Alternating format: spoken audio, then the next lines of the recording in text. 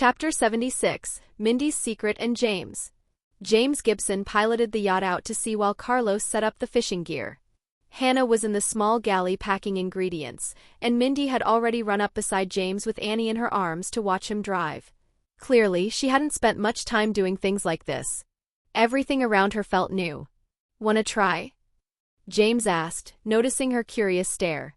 "Can I?" she asked, lighting up. Noticing Mindy getting distracted, it gave Annie just the right opportunity to escape and tour the yacht. "Of course. Come sit here." He patted the chair. "I'll walk you through the basics. Just simple navigations for now. Later, if you want, we'll get into how to read sea charts and run boat diagnostics so we don't get stuck in the middle of the water." Mindy, forgetting about Annie's escape, climbed up to the seat, and James began walking her through the controls. No pressure for her first time. Just enough to give her a taste of freedom on the water. They spent the next hour goofing around, drifting along the coastline until Carlos waved them over to start fishing. James killed the engine and pulled Mindy back to the stern to teach her how to cast and reel.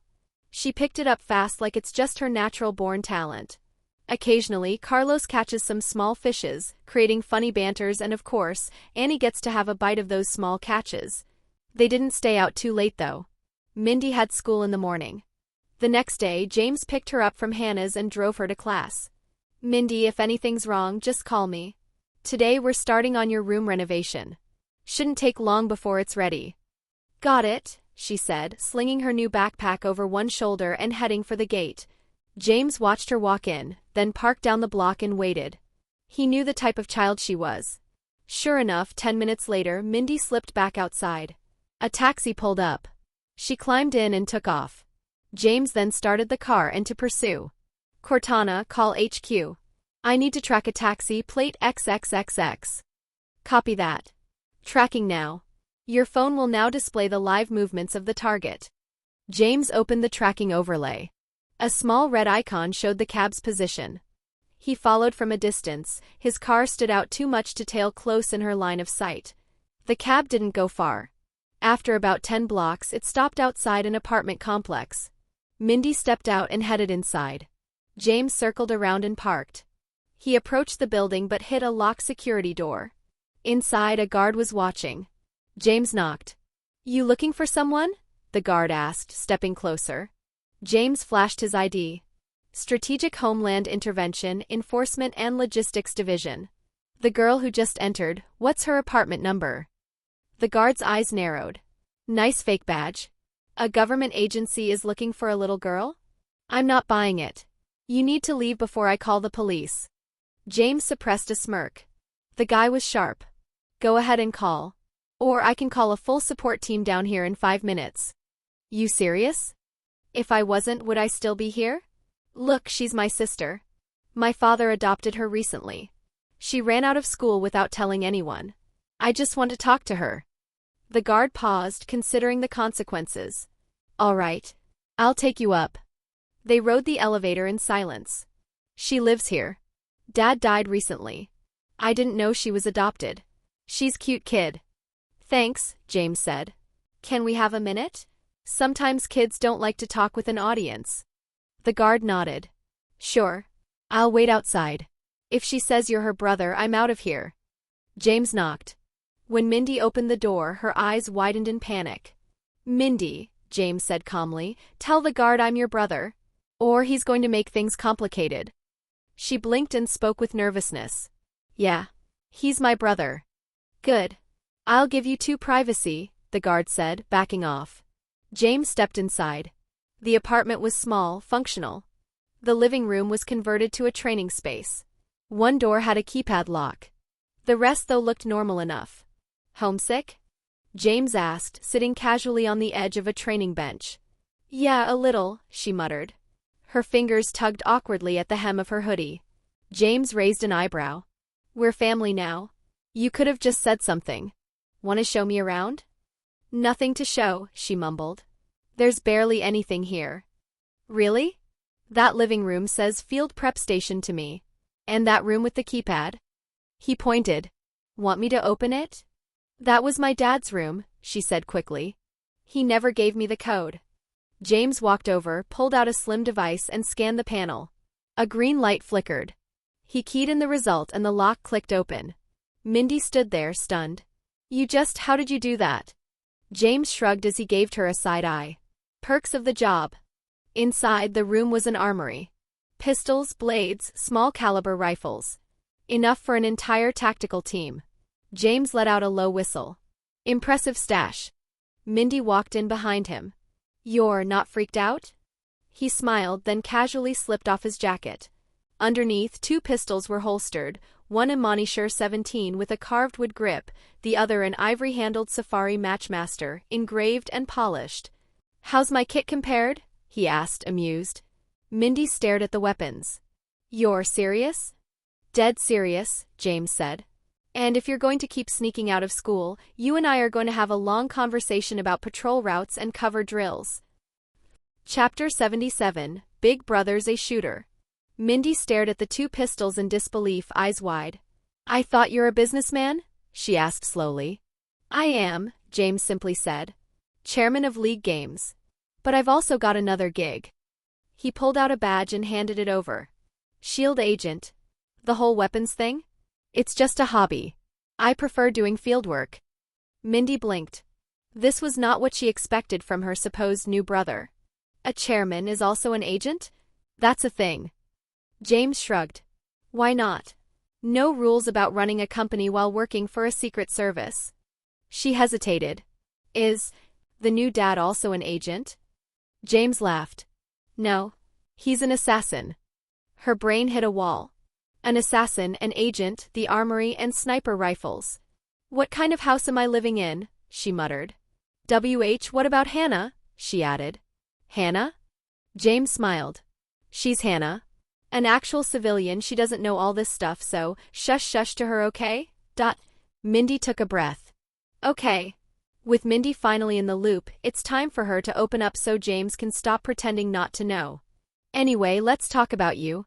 When we get home, I'll show you the armory. Most of it's been moved next door for renovations. But I kept Dad's sniper rifle. Quite a solid work of art. Mindy prepares herself as what she's about to say isn't something she had ever shared with anyone before. Well, Daddy was a cop. He got framed by some bad men. So he got sent to prison. When he got out, he trained me how to fight, so I could protect myself from those bad men. Then, Daddy got captured and killed by them. So I took up the job to take them down. Then Mr. Marcus, my second guardian who took care of me when Daddy died and when he got sent to prison, died on duty too. I didn't know what to do until I met Carlos and Hannah.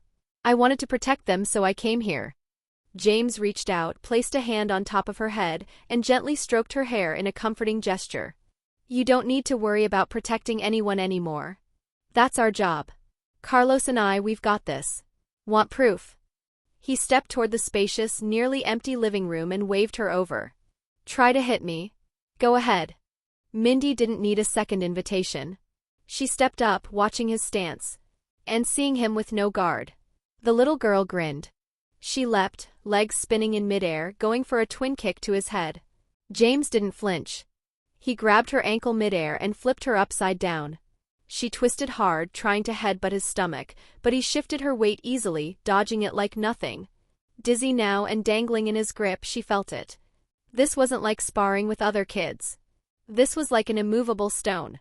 James lifted her a little higher, meeting her eyes. How's that? I'm not done. Mindy flushed, twisting again. Her arm hooked around his neck and she tried using her full weight to flip him judo style.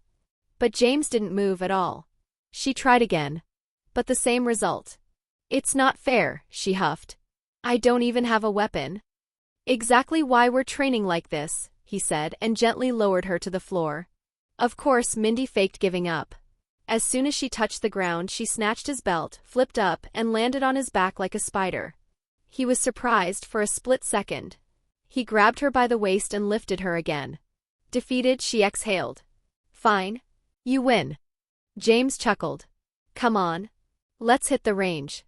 I want to see what your daddy taught you. They headed for the S.H.I.E.L.D. New York branch. Surprisingly, no one stopped them. Who was going to question a supervised kid? At the shooting range, James handed her a set of earmuffs. Pick your pistol. Mindy looked at the selection and instantly grabbed a Glock 26. A compact semi-automatic pistol that's often referred to as the baby Glock due to its small size. 9mm of 10-round mag. The very gun she used in the movie. She lined up the shot. 10 rounds and she scored 85 points. James nodded, impressed. She was happy. Beaming, even. Then she looked at him with that competitive glint. He pulled out his S.H.I.E.L.D. certified M1911. One-handed. 10 rounds. The center of the target obliterated. Mindy's jaw dropped at the display. He didn't even show off any flares. No twirls. No theatrics. Just aim and shoot. You're amazing, she admitted. How does Carlos even keep up with you? He doesn't, James said. He's an assassin. In his profession, one shot, one chance. And me? I'm an agent is all you need to know. Mindy paused. Why'd you become one? He just gave her a smirk. It's classified. She stuck her tongue out. Whatever. I'll tell Carlos and Hannah a more childish version of what we did today. Don't want them worrying. James nodded. Good. That's your only job right now. Just focus on being a kid. We'll deal with the rest of the problems. Chapter 78, School Bully. Mindy was taken straight home, where she told Carlos and Hannah about some of her past. It wasn't directly connected to anything going on, but it stirred Hannah's maternal instincts. Annie also went over and purred at her feet, sensing that she needed comfort. Instead of sending Mindy to class the next day, she went straight to the flower shop with Hannah and Annie. The following day marked the arrival of the engineering team from Stark Industries. After taking Mindy to school in the morning, James rushed back home. The team leader, a designer, needed James's input. Mr. James, Mr. Stark said everything is up to you. How would you like us to proceed with the modifications? James led them to the house next door, which had been tastefully renovated by the previous owner, but none of it was useful to him. There's no need to keep anything from the current room, James said. Handle it however you like. The house has 3 bedrooms, 4 bathrooms, a living room, and a kitchen. He held up a tablet displaying the floor plan, identical to his own home's layout. I want to keep 1 bedroom and 2 bathrooms. The rest will be completely redone. One of the rooms will be transformed into a space for the Iron Man armor. It needs a ring-shaped mechanical arm. Since I'm in an apartment and can't dig underground, we'll use the ceiling instead. Fortunately, this is the top floor. The other room will become an armory with holographic projection equipment. I'll handle the computer system myself, but I'll need you to provide the hardware. The living room will be converted into a training room. So that's about it. The designer took notes diligently. Understood, Mr. James. The design will be ready in 3 days. Is there anything else? Not for now. I'll leave this place to you. I need to check on the renovations for my sister's room next door. James returned home, where the same renovation company from before had arrived. Mr. James, it's an honor to work with you again. What are your requirements this time? Asked the company's designer. I was very satisfied with your last project. This time I need to convert the study. My father adopted a little girl, so the study will be repurposed. Though my father and I need desks, just match the existing style of our rooms and add it in. For my sister's room, design a proper girl's room. She likes purple. No problem at all. However, I recall there's a collection room in the study. Any changes there? The designer asked cautiously, aware that another team had handled that section before. Remove it and make a large closet instead. A girl's closet should be big, it'll be full of clothes. That's the general idea. The rest is up to you. You already have the data, just follow the specs. He didn't let them measure the room again for now. Currently, it was full of weapons, most of which belonged to S.H.I.E.L.D. and not suitable for others to see. Understood. We'll have the design ready by tomorrow. Once approved, we can start immediately. The materials will be eco-friendly and odor-free.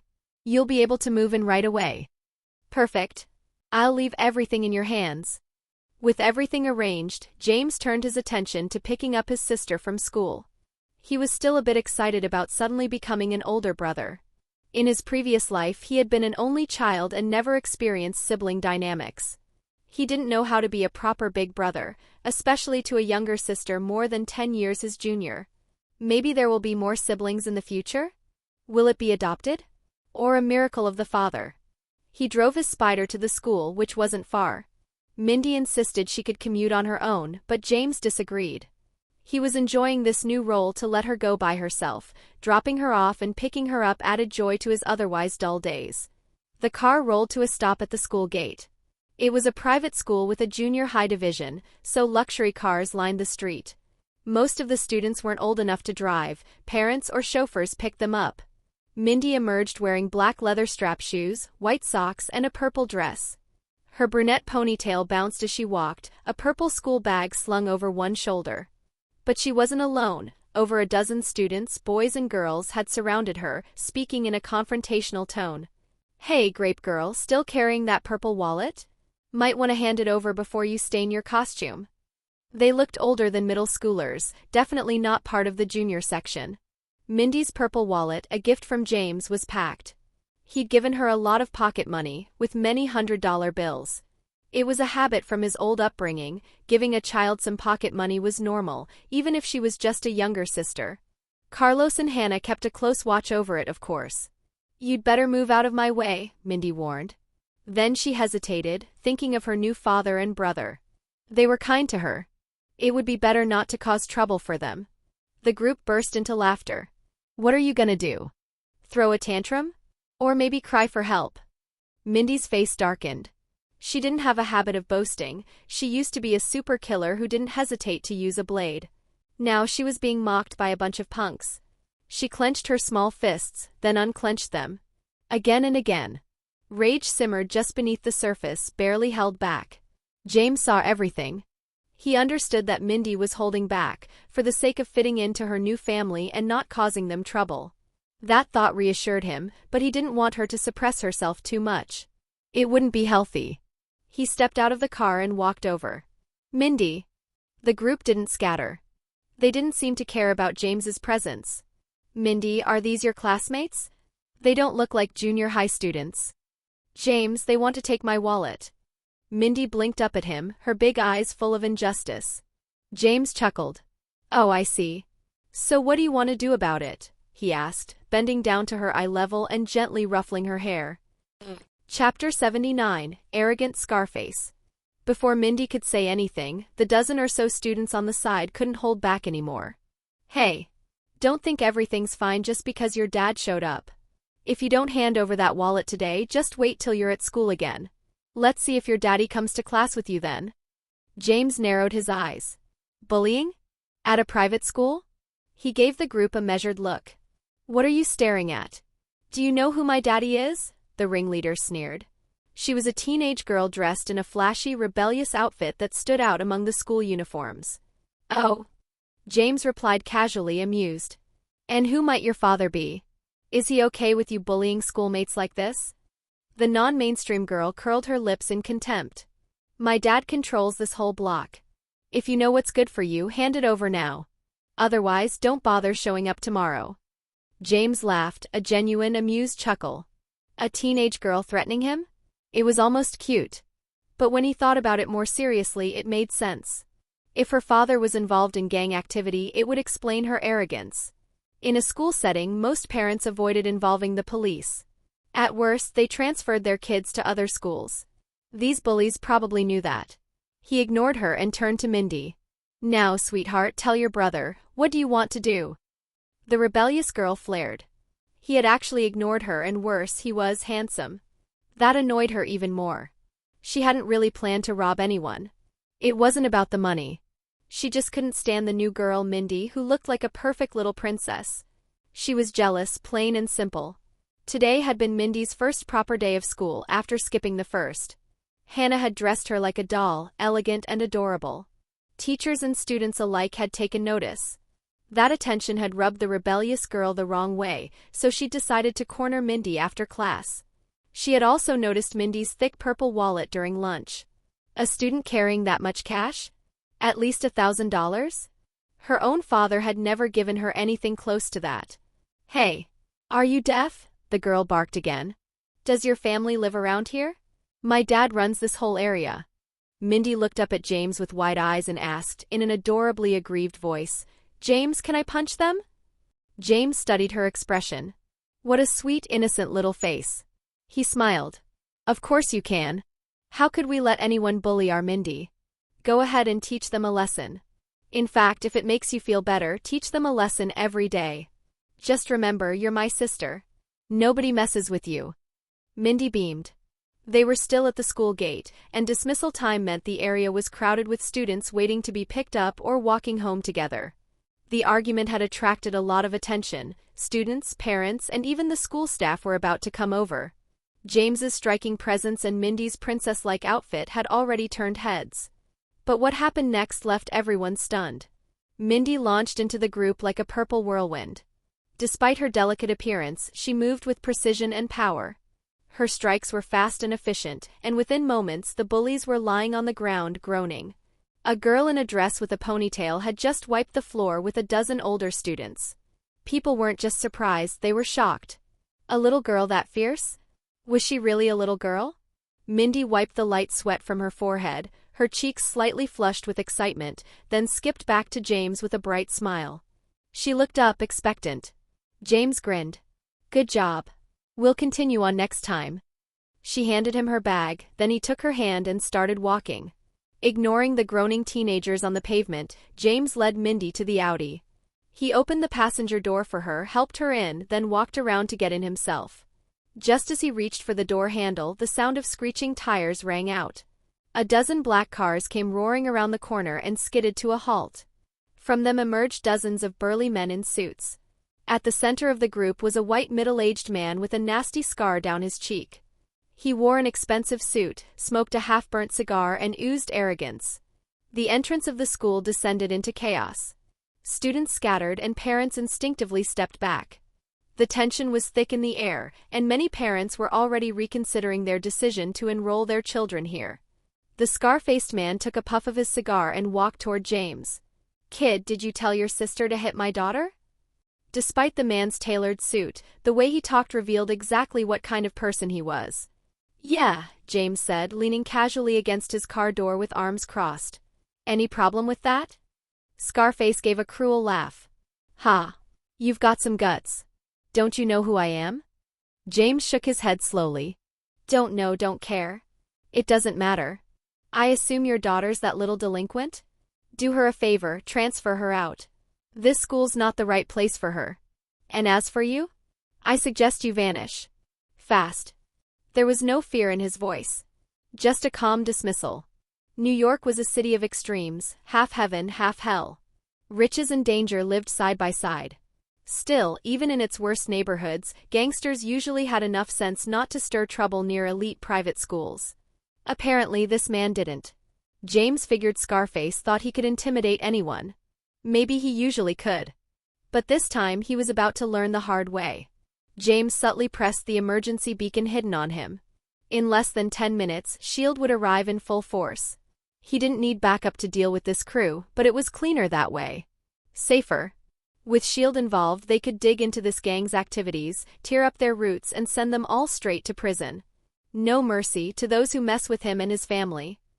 Whoa, whoa, whoa! Hold up. Stop for a sec. Look, if you've already made it this far into the video and you're still here, come on, subscribe, bro. Help a brother out, man. It's one tiny click for you, but it's a massive, and I mean massive, heck yeah for me. Plus, it keeps the algorithm from thinking I'm boring, and we both know that's a total lie. All right. I'm done. I'll get out of the way now so you can get back to the good stuff. Stick around and finish listening. It's worth it. Peace. Chapter 80, Class Dismiss.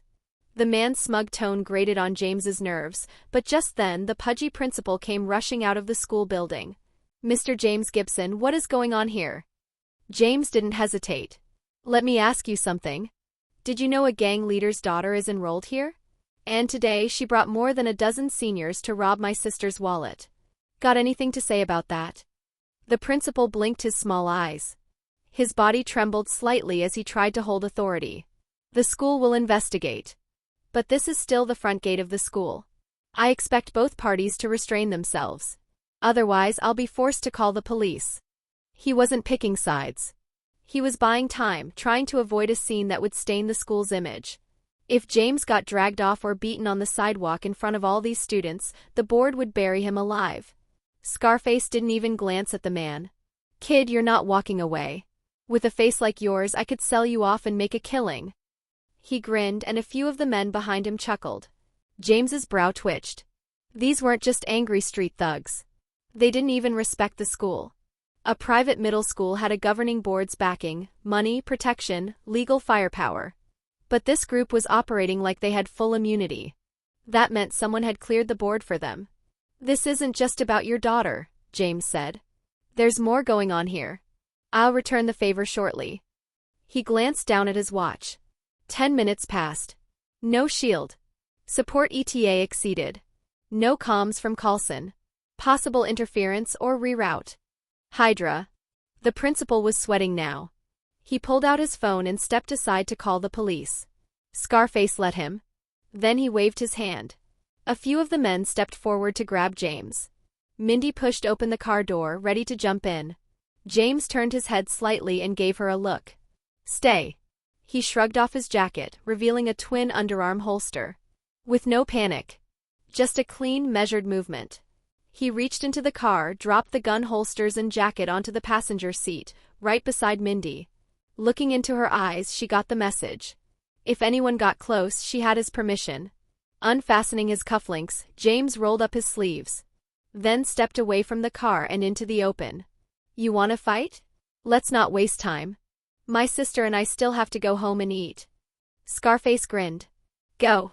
3 men first surged forward with the rest watching to see what they were up against. James's heart rate jumped. Just enough to trigger the adrenaline. Heart rate spike confirmed. Combat state engaged. Watch for concealed threats. He didn't need that to know something was off. The setup. The timing. The delay from S.H.I.E.L.D. There was a hand behind this. But for now, the crowd in front of him was the only thing that mattered. James cracked his knuckles and adjusted his cuff. 3 attackers. Broad shoulders. Boxer's posture. All confidence. First, disrupt tempo. The first man lunged. James slipped inside the punch and drove his palm upward, nose shattered in an instant. As the man reeled back, James pivoted and dropped him with a short, surgical strike to the liver. Second, redirect power. The second attacker was faster, a brawler. James caught the wild hook, twisted the arm behind the man's back and kicked out his knee. A pop, a grunt, then James shoved him face first into the side of a parent's car. The alarm shrieked. The kid screamed. The third man hesitated. A breath too long in fear. Always leave the desperate for last. James moved with measured calm, stepped inside the man's range, leaned close as if whispering, and delivered a sharp, compact palm strike to the side of the ear. The man stiffened. He swayed. His legs forgot what to do. And then he collapsed straight down, like a marionette whose strings had been clipped at once. Discombobulate. Silence. The crowd didn't cheer. They just stared at the 3 broken bodies on the pavement, at the man who didn't seem winded, at the little girl in the car who hadn't looked away once. Inside the car, Mindy pressed her face to the glass, pink rising in her cheeks. Her eyes sparkled. She'd seen him fight before. But not like this. This was the kind of chaos she used to dream about. James was calm. Very precise. Not even winded out. To him, they were moving in slow motion. His training in the fraternity had never been about form. It was about function. Pain, speed, pressure. You learn fast when every mistake gets you stabbed, slashed, left purple and blue. Now the results spoke for themselves. The 3 men who rushed first were already down. Groaning. Crawling. The rest, maybe 20 more, hesitated. James didn't. He surged forward. One man raised a pipe. James kicked his kneecap sideways and sent him flying into 2 others. Another reached for something in his coat. James dropped him with a backhand to the throat before he finished the motion. Still no sweat. Still no sound. Just pure knuckle on flesh, blood spewing everywhere. Threat density reduced by 65%. No incoming firearms detected. Recommend to keep the pressure. He didn't need the suggestion. Scarface stood back, watching it fall apart. He wasn't stupid. He hadn't planned it to be this way. This was someone else's play. Earlier that day, he got a call. An anonymous tip. Told him his daughter was attacked at school. Told him the cops wouldn't respond. That it was open season. He hesitated until the caller dropped details only someone close to his operations would know. Then they sent a video. And just like that he was boxed in. If he didn't act, they'd come for him next. But now he was wondering if bringing men without guns was a mistake. He'd been told not to. Told it'd backfire.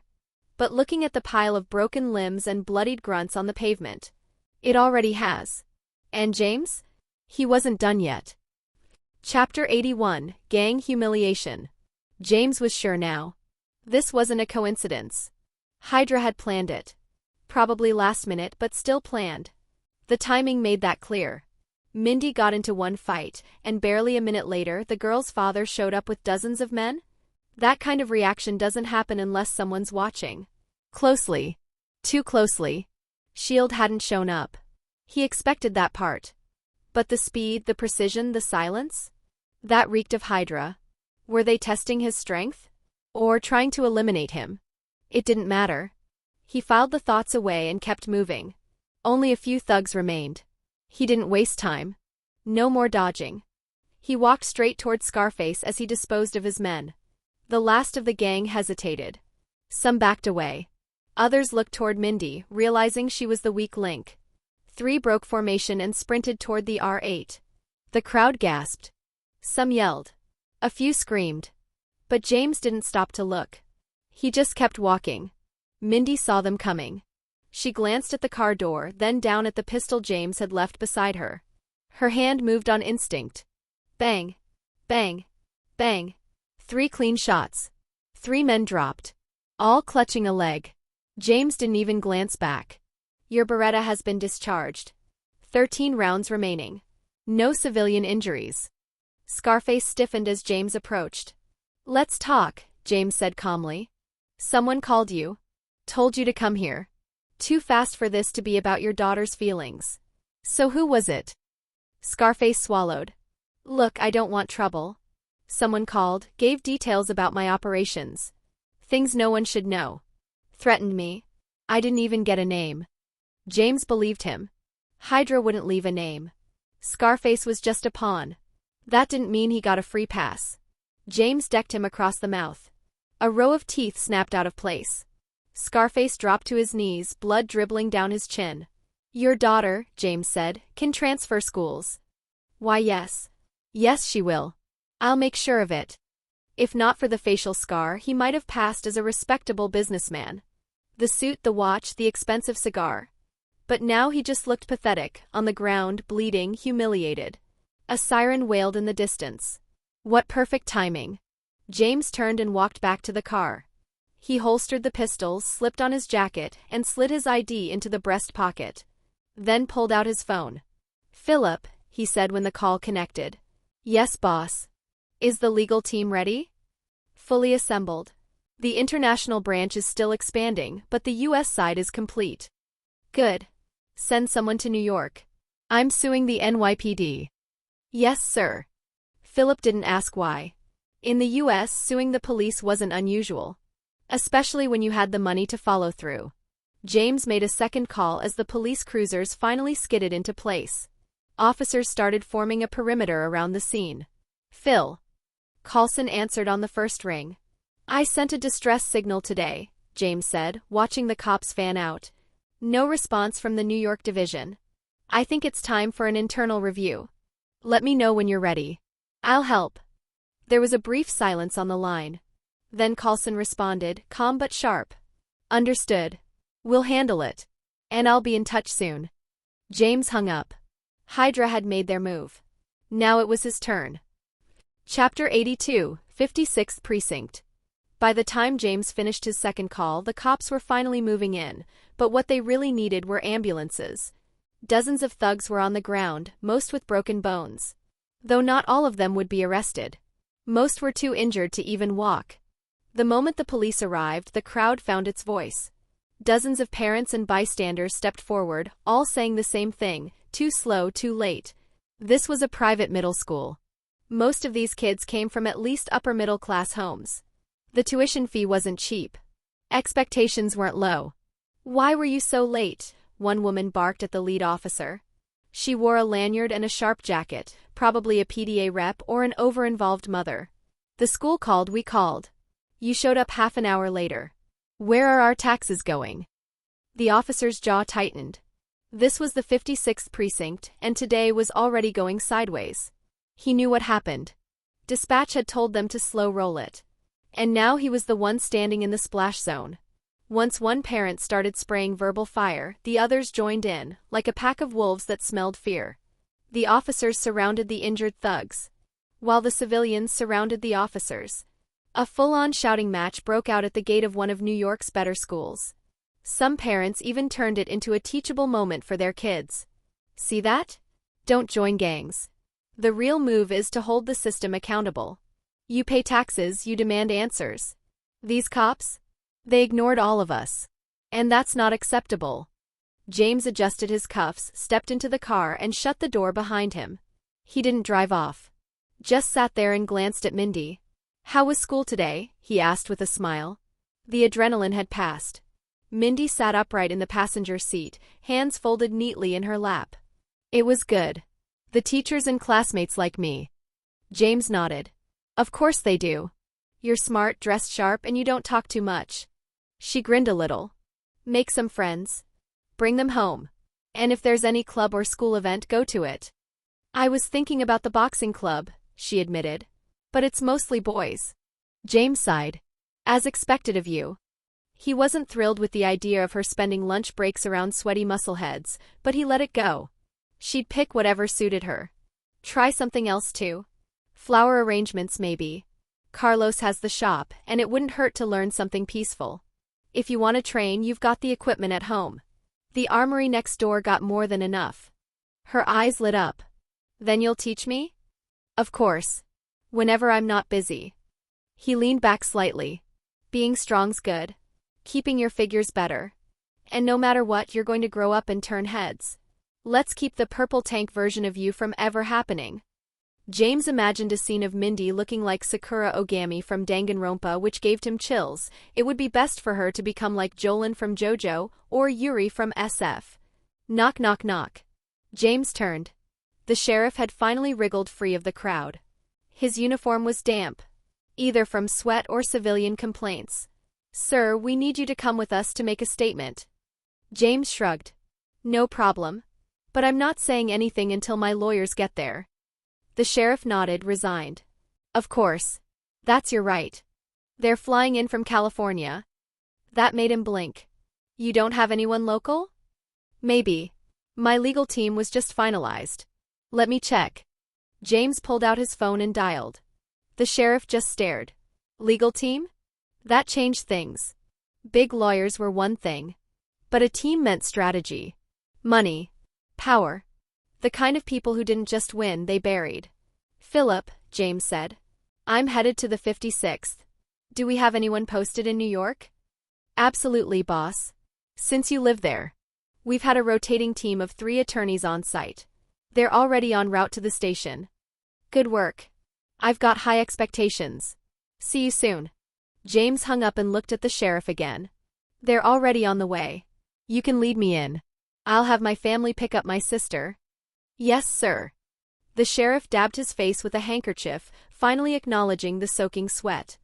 He waved for 2 squad cars to flank the R8 and began directing traffic out of the school lot. Nothing happened en route. When James pulled up at the 56th precinct, the lawyers were already waiting outside. So was Carlos. James stepped out and nodded to his father. You didn't bring Hannah? She's covering the shop. Didn't see a need to worry her. You all right? All good, James said.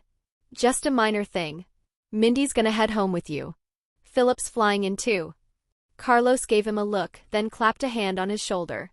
I figured you had it under control. James just smirked. Always do. Chapter 83, Sweating Cop. Philip was on a high. Ever since the day he met James and Carlos Gibson, his career had been a constant climb. Every job James tossed his way, Philip handled to perfection. The rewards followed. Now he wasn't just a lawyer. He was the director of the legal department for League Games. Running his own team. Living in a tax bracket he never dreamed of. Most small companies couldn't even afford to keep a lawyer on standby. In America, the law was a maze of state-by-state traps. Unless you had money or a backing, you were always a few steps from ruin. But James didn't play small. He was building an empire and Philip had a front row seat. So when James called today, Philip was already moving. The 3 lawyers stationed in New York were dispatched to the 56th precinct immediately. Philip wasn't sloppy. He knew where his boss lived, knew the jurisdiction boundaries, knew exactly which precinct would get the fallout. Then, with his own team of 12, he boarded the next flight to New York. Hollywood stars usually filled these flights. But today it was a legal hit squad. Meanwhile, back at the 56th, James was escorted into an interview room. 3 of his lawyers were already waiting. The sheriff, seeing the lineup, felt his palms get clammy. The police didn't hate rich people. They hated the lawyers rich people brought with them. 3 was bad enough. But he suspected this wouldn't be all. And he was right. James sat down. The lawyers flanked him. Across the table, the sheriff and a recorder sat stiffly. The air was tense. "Mr. Gibson, can we begin?" the sheriff asked, trying to sound casual. One of the lawyers leaned in, whispered to James. James didn't bother hiding his response. "No need. Let's get on with it." The sheriff nodded, flipping open a folder. Name? James Gibson. Age? 26. Occupation? Chairman of League Games. Shareholder of Stark Industries. The sheriff's pen froze. A Stark shareholder alone was bad news. That came with legal walls that no precinct could breach. But League Games? That name had been all over the media. Global contracts. Expansions. $100 billion valuation wasn't far off. James wasn't some spoiled celebrity kid. He was a rising titan. The sheriff pressed on. "Can you tell us what happened today?" James recounted the incident, calm, blunt, with no embellishments. Then flipped the question back. "Can you tell me why it took the NYPD half an hour to respond?" The sheriff fumbled. "Traffic. Why, you know how New York is." James's response was a dry chuckle. "Sure. New York traffic. Of course." Everyone knew there were patrol cars within every few blocks. The excuse was garbage. The sheriff shifted tactics. "Mr. Gibson, your sister fired 3 shots. Whose gun was it? Do you have a firearm carry permit?" James smiled. "Predicatable move. The guns are mine. All registered. It wasn't appropriate to carry them during a school incident, so I secured them in my vehicle as a fallback for my sister. Do you need to see credentials?" The sheriff nodded, stalling for time. "Yes. That would help." James handed over his S.H.I.E.L.D. issued standard civilian ID. The sheriff left the room, walked straight to his office, and slammed the door. He called his contact immediately. "I did you a favor here, but you didn't tell me it was James Gibson. The lawyers are already crawling in. What am I supposed to do?" "Relax. Even if this gets messy and you lose your badge, you'll walk away with a payout, maybe even a promotion if you play it right. You're thinking too big. Keep it simple. Gibson's sister fired a gun. That's the headline. Illegal firearms and child endangerment. Make it stick. Run his licenses. I promise you'll find exactly what you need." The line went dead. The sheriff pulled up the NYPD system, scanning for James Gibson's firearm registrations. Nothing. 2 blanks. No permits. No purchase records. A slow grin crept onto his face. Unregistered firearms. That was no small charge. Enough to drag anyone into a legal quagmire. But paired with child endangerment, leaving a weapon accessible to a minor? Now that was a story he could work with. The headlines would write themselves. He didn't care what Gibson had been fighting against outside. The moment his sister pulled that trigger, he got no escape. Feeling bolder, the sheriff returned to the room. "Mr. Gibson," the sheriff began, voice calm but coiled with intent, "both of your firearms are unregistered. That makes you illegally armed. And leaving a loaded weapon within reach of a child? That's child endangerment." He leaned in, smirking. James leaned back, unimpressed. "So you're telling me my permit is fake? That's your play." He let the silence hang for a moment, then continued, voice low and cutting. "And as for child endangerment, you're really going to sit there and pretend my sister wasn't about to be murdered? That giving her a way to survive is a crime now? You'd rather she waited for your people to show up and zip her body into a bag?" The sheriff faltered just for a breath, then forced his composure back. "We'll need to investigate further. Could take a while." James's stare didn't waver. No, it won't. You're done here. I'm leaving. You can wait for my lawyer's letter. He stood. His lawyers moved with him, sharp and deliberate. The sheriff's hand twitched. He couldn't physically stop them, not without crossing a line, but he needed a lifeline. Something. Anything. Mr. Gibson, we still need to address the issue of the guns. James cut him off, flicking another ID across the table. It slid to a stop inches from the sheriff's hand. Look at that. The sheriff picked it up. His face was drained of color. Level 4 S.H.I.E.L.D. identification. Embedded security clearances. No forgeries and no counterfeits. This wasn't a badge, it was a federal hammer. And he had just tried to charge the hammer with illegal possession. Hydra's influence is confirmed within NYPD infrastructure. Recommend strategic withdrawal. Philip's secondary team will arrive in 4 hours. James didn't need the reminder. It was time to escalate to another level. Chapter 84, Ambushed in the Garage. Strategic Homeland Intervention, Enforcement and Logistics Division. Level 4 Agent? His mouth dried up. A billionaire with S.H.I.E.L.D. credentials? That wasn't normal. He looked at James, desperate for an explanation. James pointed casually at the badge. They can wipe my firearms records. But they can't erase my registration. This ID's logged into the central database, way above the NYPD's clearance. So this isn't your problem anymore. I'd start prepping for that lawyer letter. He took the ID back, pocketed it, and stood off. The sheriff sat frozen, staring at a mess that had grown far beyond him. He scrambled to call his contact. Hey, he's a level 4 S.H.I.E.L.D. agent. Did you even know that? Our precinct can't touch him. The voice on the other side was calm. I know. Don't panic. Your benefits won't change. You don't get it? He's walking out. What are you planning? You don't need to know. The less you know, the safer you are. The line went dead. James walked out of the precinct. You three head back to the office. Philip will handle the rest. Prepare the lawsuit and keep it tight. The lawyers nodded and dispersed. James checked the time. Just past 7. Hydra's operation is escalating. Surveillance sweep on your route recommended. Yeah, no doubt, James muttered. He got into the R8 and drove, cautious but steady. Nothing happened en route. It was too quiet. But when he reached the apartment parking entrance, the first red flag appeared. The security guard wasn't someone he was familiar with. A new face. The wrong body language.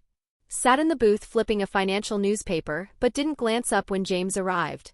Just a lazy side-eye before going back to reading. James didn't bother playing polite.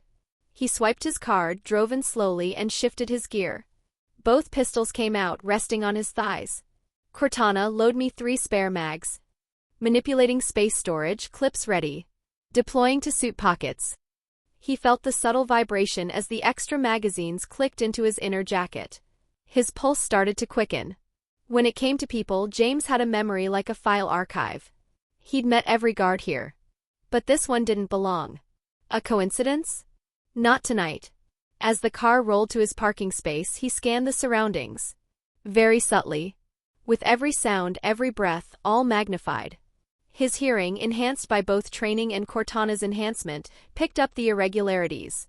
Heartbeat count, 16. 15 in ambush positions. 1 at the gate. Lying in wait. Poor concealment against him. James counted each one, dissecting their positions. Their breathing was controlled, but their hearts betrayed them. He dialed Carlos. You home? Yeah. Mindy and Hannah are here. What's going on? Nothing serious. Just some rats that need clearing out. I'm more worried they'll try to bother you. You need me there? Nah. Stay home. Watch the house. These guys need a reminder of the difference between amateurs and the professionals. Carlos didn't argue. He knew James had this handled. James ended the call, slid out of the car with pistols drawn. The unfamiliar security guard remained in his booth, pretending not to see. James walked toward the elevator. Enemy formation predicts an ambush kill zone centered on the elevator door. So cliché. James took one step at a time, deliberate and slow. The twin pistols in his hands made his casual walk utterly out of place in the polished underground lot. With a sudden twitch of his wrists, both pistols aimed their mark. Bang! Bang! 2 shots. Sharp and abrupt. The 2 ambushers fall to the ground. He wasn't even in their line of sight yet, but the shots were enough to send a ripple of panic through the ambushers. They got up too soon. The first to rise didn't even get to aim. James's bullet sliced through the narrow gap in their cover. Headshot was clean. Their ambush had a flaw and James found it. He pivoted left, sprinting toward a parked sedan. 1 step on the hood, another on the windshield, launching himself airborne. In that moment, the entire ambush layout was exposed beneath him. They hadn't expected an aerial jump. 2 more shots. 2 more bodies dropped. He landed low behind a vehicle just as gunfire erupted behind him. Assault rifles. Submachine guns. Pistols. Rounds, shredded tires, shattered glass, peppered steel. The sedan he landed and hid behind on crouched lower as the tires gave out, metal groaning under the assault. But James didn't panic. He listened. The rhythm of their magazines dictated the fight. 10 seconds of fire. Then click, click, reload was heard. He rose in a flash, twin pistols booming in a controlled rhythm. Each shot found flesh. Each fall drove the ambushers to desperation. 10 hostiles neutralized. 6 remaining. 2 are repositioned behind support pillars. James dropped back into cover, sliding along the concrete, reloading with fluid ease. He didn't stop moving. Low crouch, fast shuffle, always staying mobile. The enemy regrouped. But their mistake had already been made. Chapter 85, No More Playtime. Boom. James had barely moved from cover when a grenade sailed through the air. It clipped the wreckage of a nearby car, detonating on impact and taking out 3 enemies. The explosion rocked the entire parking lot. Car alarms blared like sirens in a war zone, the echo bouncing off concrete walls, drowning everything in layered noise. Cortana, can you filter the sounds? Cortana, sound filtering not possible. Vibrations are transmitted through air to eardrums. The only possible filter is covering your ears or diverting attention from the noise. James's jaw tightened. Not helpful. Correct. I suggest you either listen or don't. He grimaced and crouched lower. The cacophony was deafening, but James shifted his vision. The polished car bodies around him offered reflections. Each shimmer became a tool. With the shattered glass and chrome bumpers, he could track them. 3 left. They moved cautiously now, unsure of his position after the blast. James wasn't about to give them time to correct that mistake. He noted their footwork and their staggered spacing. No reinforcements had come for them. That was suspicious. This was meant to be a clean kill. Yet they'd only sent 16 men. Amateurs. Hydra knew he was ex-fraternity, but they didn't grasp his level. Their intel was stale, filtered through half-cooked reports, old S.H.I.E.L.D. assessments, and the failure of Alice Roy. They had nothing concrete on him. And they paid for it. James pivoted silently, stepping back into the kill zone. 2 quick arm swings, making 2 bullets arced wide. They didn't need to hit center mass. Both shots found the soft spots between the cars. Now 2 more bodies hit the ground. The last ambusher panicked. He bolted, sprinting toward the exit where the fake security guard was stationed. James quickly followed. As the runner reached the entrance, the guard's hand hovered near his holster. He knew it had gone bad. So he tried to salvage it. The pistol came up. His accomplice ducked to the side. But James was already aiming. The shots met in midair. Sparks flashed as bullets collided, ricocheting off into concrete walls. Click. Click. The guard was out. But James wasn't. 1 shot hitting clean to the heart. The guard dropped dead before his head hit the ground. The last enemy tried crawling away, whimpering. Don't come near me. James stepped on his back as he placed a hand on his neck. Cortana, initiating neural scan. Target consciousness mapping complete. James placed the pistol on the back of the man's head. Tell me why it was only 16. Who thought this would work? The thug's breath hitched. They don't know what you're capable of. They think you're just top-tier fraternity. They wanted to recruit you. Your father's skills were their target. What about the school ambush? An emergency. They thought it was a good chance. Gangs first. Then erase your firearm records. When that didn't work, they pushed for direct assassination. And this was the best they had? A failure? Untrained to go against me? James muttered. 16 bodies in a parking lot. Hydra had underestimated him. They always did. Why weren't there more? James asked again. They thought, surrounding you in the garage, ambush firing, there's no chance of survival. James's patience thinned. He pulled the trigger. One clean shot. The guy went limp. Cortana, scanning data retrieved. Hydra has minimal real-time intel on your current abilities. Surveillance has been passive, relying on tech avoidance tactics. So they're guessing. Affirmative. James took out his phone. Then dialed. Agent Phil. Where are you? Washington HQ, Coulson replied. I'm sorting personnel. Picking who we can trust isn't exactly easy right now. I just cleared a group of 17. All local assets from the New York division. Hydra embeds. Coulson's tone sharpened. You're certain? I'm certain. One of my skills, remember? I can identify loyalty firsthand. It's time we clean house. James, if I start pulling people in New York, Hydra's going to notice. They'll realize we're making moves. They don't know how I do it. They don't know what I can see. That's our advantage. Call it a restructuring. I'll vet the agents one batch at a time. Coulson paused. Then said, all right. But you need solid evidence. If we force too hard without proof, we risk splintering the entire division. A firefight inside the branch isn't something we can contain. We do it quietly. Bring them in small groups. I'll vet them in person. We'll work our way through the rot. They'll never see it coming. Coulson sighed. Fine. I'll move. But James, this is the last quiet play. Once they figure out you're the filter, they'll push back hard. Let them, James said, already pocketing his phone. I'm done being underestimated. Chapter 86, Iron Man's Shadow. The explosion in the underground parking lot drew attention fast, but as expected, the police were again slow to arrive. The same sheriff. The same agenda. Mr. Gibson, you'll need to come with us again to make a statement, the sheriff called out, trying to assert control. James didn't even look at him. Not happening. Your job is to lock down the perimeter. This scene is now under the jurisdiction of my agency. He didn't even bother playing nice. The sheriff stiffened. This falls under the New York Police Department's authority. I hope you're willing to cooperate. Of course he was pushing back. His orders were clear, clean up the mess fast and quietly. Hydra's fingerprints were all over this scene, and the bodies were going to raise questions. James stepped closer, gazing with all seriousness of authority. I don't care what you think your job is. I've already escalated this to S.H.I.E.L.D. Command. This is no longer a precinct issue. It's an attempted assassination of a federal agent. You're overstepping, Mr. Gibson. You don't get to give orders here. James's voice dropped. I'm a level 4 agent of S.H.I.E.L.D.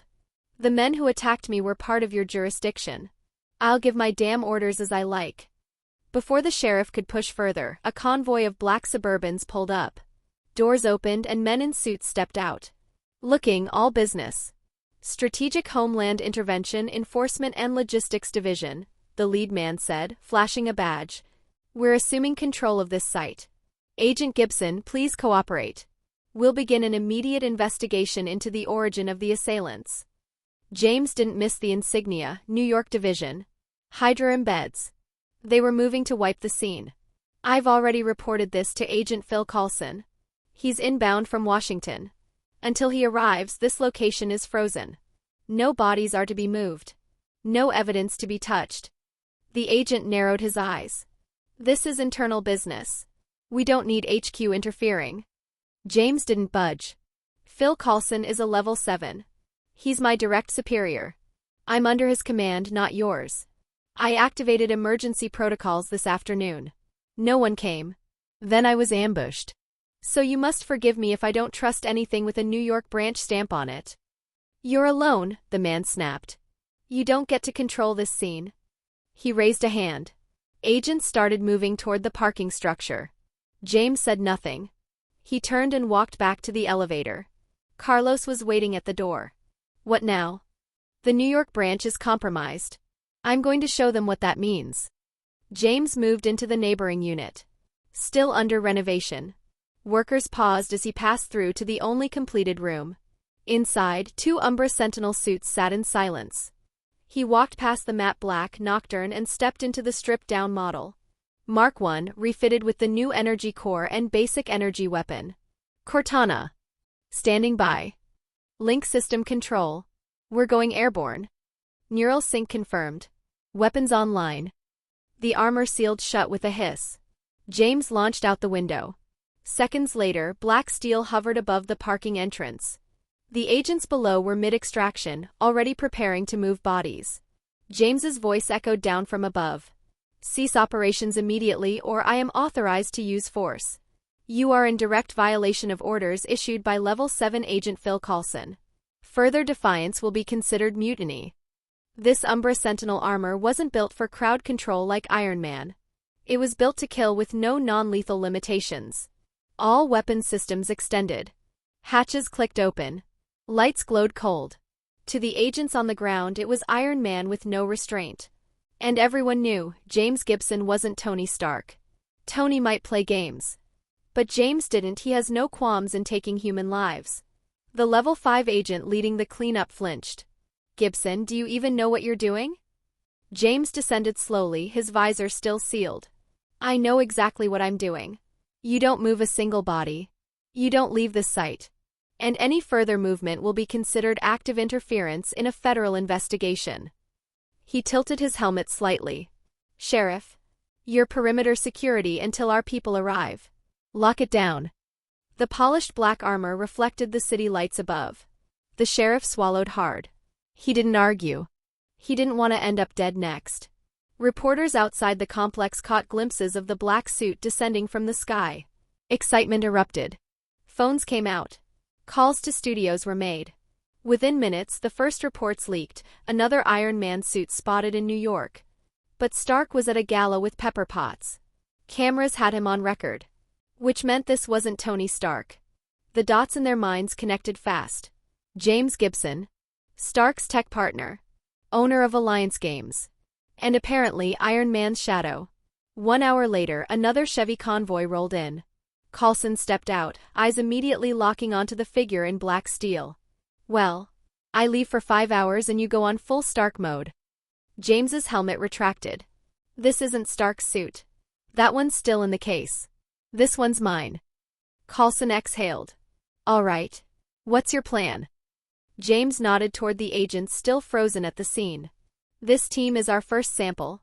You have full clearance. Take them under custody. We'll work through the branch from here. You think they're all in? I know they are. Coulson nodded once. Let's do this right, he said.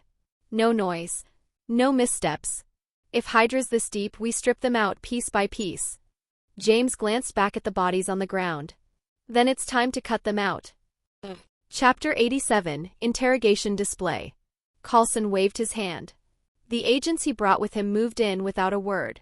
In seconds, the New York team was disarmed and separated. No protests, no room to maneuver. The lead Level 5 agent didn't take it quietly. Agent Coulson, what is this? Yes, there was a conflict between us and Agent Gibson, but that doesn't justify detention. At most, it was a command dispute. James didn't blink. Funny. I didn't request your support earlier. The alarm I triggered this afternoon got no response. But now you show up uninvited and try to clean the scene before headquarters arrives? That's not a conflict. That's deliberate interference. The agent scoffed. You're a Level 4. You don't have the authority to investigate us. Phil Coulson stepped forward, calm as ever. He doesn't. But I do. He's under my command, and this investigation is now under my jurisdiction. So yes, you're detained. Comms off. Weapons turned in. You'll be questioned individually. He didn't wait for a response. Strip them down. Take everything. Secure them in the security lounge. His men moved fast. The New York agents were pressed into the apartment's converted break room, now an improvised holding bay. James turned to Coulson. You want to see how I'll vet them? Coulson nodded. Sure, whenever you're ready. Start with the ambushers. I need to get out of this suit first. Still clad in the Umbra Sentinel Mk1, James launched upward, quick hop through the window and into the elevator shaft. By the time he returned to ground level, he was in plain clothes, armor stored in the internal space. There would be more fighting tonight. He needed the armor to be on standby. Inside the head of security's office, 2 chairs were set up behind the desk. One across from them. Coulson took the seat beside James. Quiet. Just watching. The first man brought in was the level 5 agent who had led the New York team. He was cuffed and sat across from them, poker-faced. James opened calmly. You want to talk? Or do I have to dig it out of you? No tricks. No tone. Just a straightforward question. The agent gave a condescending smile. Is this your interrogation technique? You think this is going to work? James didn't respond. He stood, stepped around the desk, and grabbed the back of the agent's neck. Firm. But not painful. Just unmistakable control. He bent in close. You think I'm bluffing? That I don't know what I'm doing? Pause. There are only 2 possibilities. 1, I don't know how to interrogate. Do you believe that? The agent blinked. James stepped back and released his grip. Returned to his seat. I'm giving you a chance. If you want to talk, do it now. Because if you don't, I'll stop giving chances. Silence. Then the agent sneered. You frame colleagues like this and you think you'll stay clean? I'll file charges. Internal review doesn't care who your handler is. James smiled. There it is. You're betting that I don't know who you are. He leaned forward. Hail Hydra. The agent flinched. A perfect tell. James didn't blink. S.H.I.E.L.D. haven't figured it out yet, but I have. You're Hydra embedded. All 12 of you. Tonight was an assassination attempt, authorized by your direct superior, a level 6. The agent's face went cold. Then came the denial. I don't know what you're talking about. Hydra doesn't exist. You sure? James said. Because you just used the phrase Hydra doesn't exist, which isn't part of any S.H.I.E.L.D. training. You just told on yourself. The agent sat stiffly. And James knew he had him. It's funny, James said. You people always think secrecy is strength. But the second you're exposed, you collapse. You have no evidence, the agent snapped. Hydra's been buried for decades. No one would know. If you don't want others to know, then don't do it, James replied. An old saying from a wise man. The agent stared. James folded his hands. You're not the target. You're just the bait. We want your superior. Your network. Your safe houses. Give me something now and you might walk out with a contribution. He paused. If you don't, well, I don't really need you to talk. 'Cause I already know. The agent's stare faltered. Because deep down he could tell, James wasn't guessing, he knows. Chapter 88, Thorough Screening. The rest of the agents were interviewed one by one till the last one came in. The level 5 agent didn't break, he leaned back in the chair, smirking. Don't kid yourself. I won't betray Hydra. Even if you figured us out, so what? We're stronger than ever. I just hope you make it out of New York alive, he he he. James's eyes narrowed. Didn't you see the suit I dropped in with? His voice was calm, commanding. If this whole branch is compromised, I'll reduce it to a crater. The agent's confidence wavered. He knew Iron Man. He knew Stark was off limits. Too unpredictable. Too dangerous. And now James Gibson, his associate, was standing here, wearing a customized warframe and issuing ultimatums. That wasn't someone you can push around. James motioned to Coulson. Get him out of here. As the agent was dragged away, James turned to Coulson. Next step. We vet your team, then hit the precinct. I want records on my rescue call. We flip this thing piece by piece. Coulson paused. Studied James for a long moment. What? James asked, finally. What are you? Coulson asked flatly. How do you know all this? How are you so accurate with them? James leaned back. Mind reading? Coulson blinked. James shrugged. It's not the usual kind. I need physical contact. Developed after I left the fraternity. Stop using the suppressants to let it evolve on its own. Coulson's chair subtly rolled back an inch. James raised an eyebrow. Got something you don't want me seeing? Coulson quickly shook his head. No, just surprised. It's a hell of a gift, especially for an agent. It's useful, but not without cost.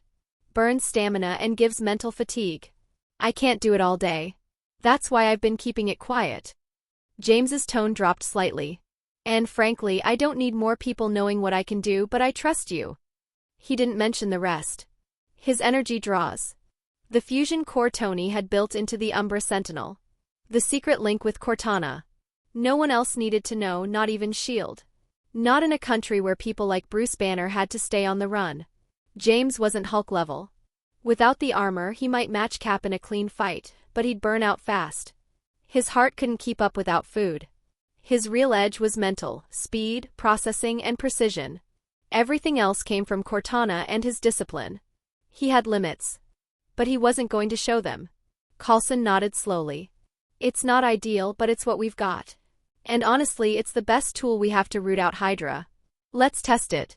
Should we run the headquarters team through now? Yeah, James stood. But I need calories first. Can't scan half the department on an empty stomach. He pulled out his wallet and dropped 500 in cash. Burgers. Fries. Coke. No salads. Just pure calorie intake with lots of energy to convert and burn. Coulson laughed. Your metabolism's going to make a lot of women angry. He left to grab food personally. No risk letting outsiders get involved right now. A short time later, Coulson returned with arms full of fast food. He handed some off to his agents. But the rest went into the office.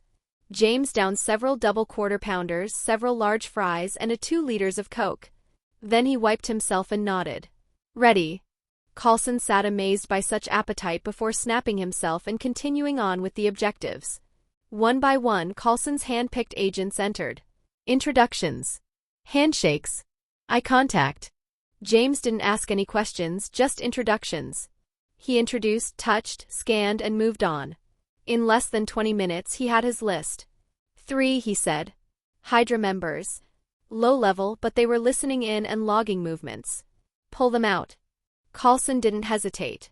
His people moved fast. The 3 agents were stripped of weapons and comms.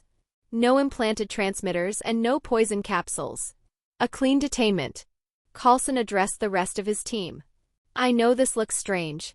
I know some of you are confused. But here's the truth, what you saw tonight stays with you. Need to know only. That said, congratulations. He looked around the room. You're all directly under me now.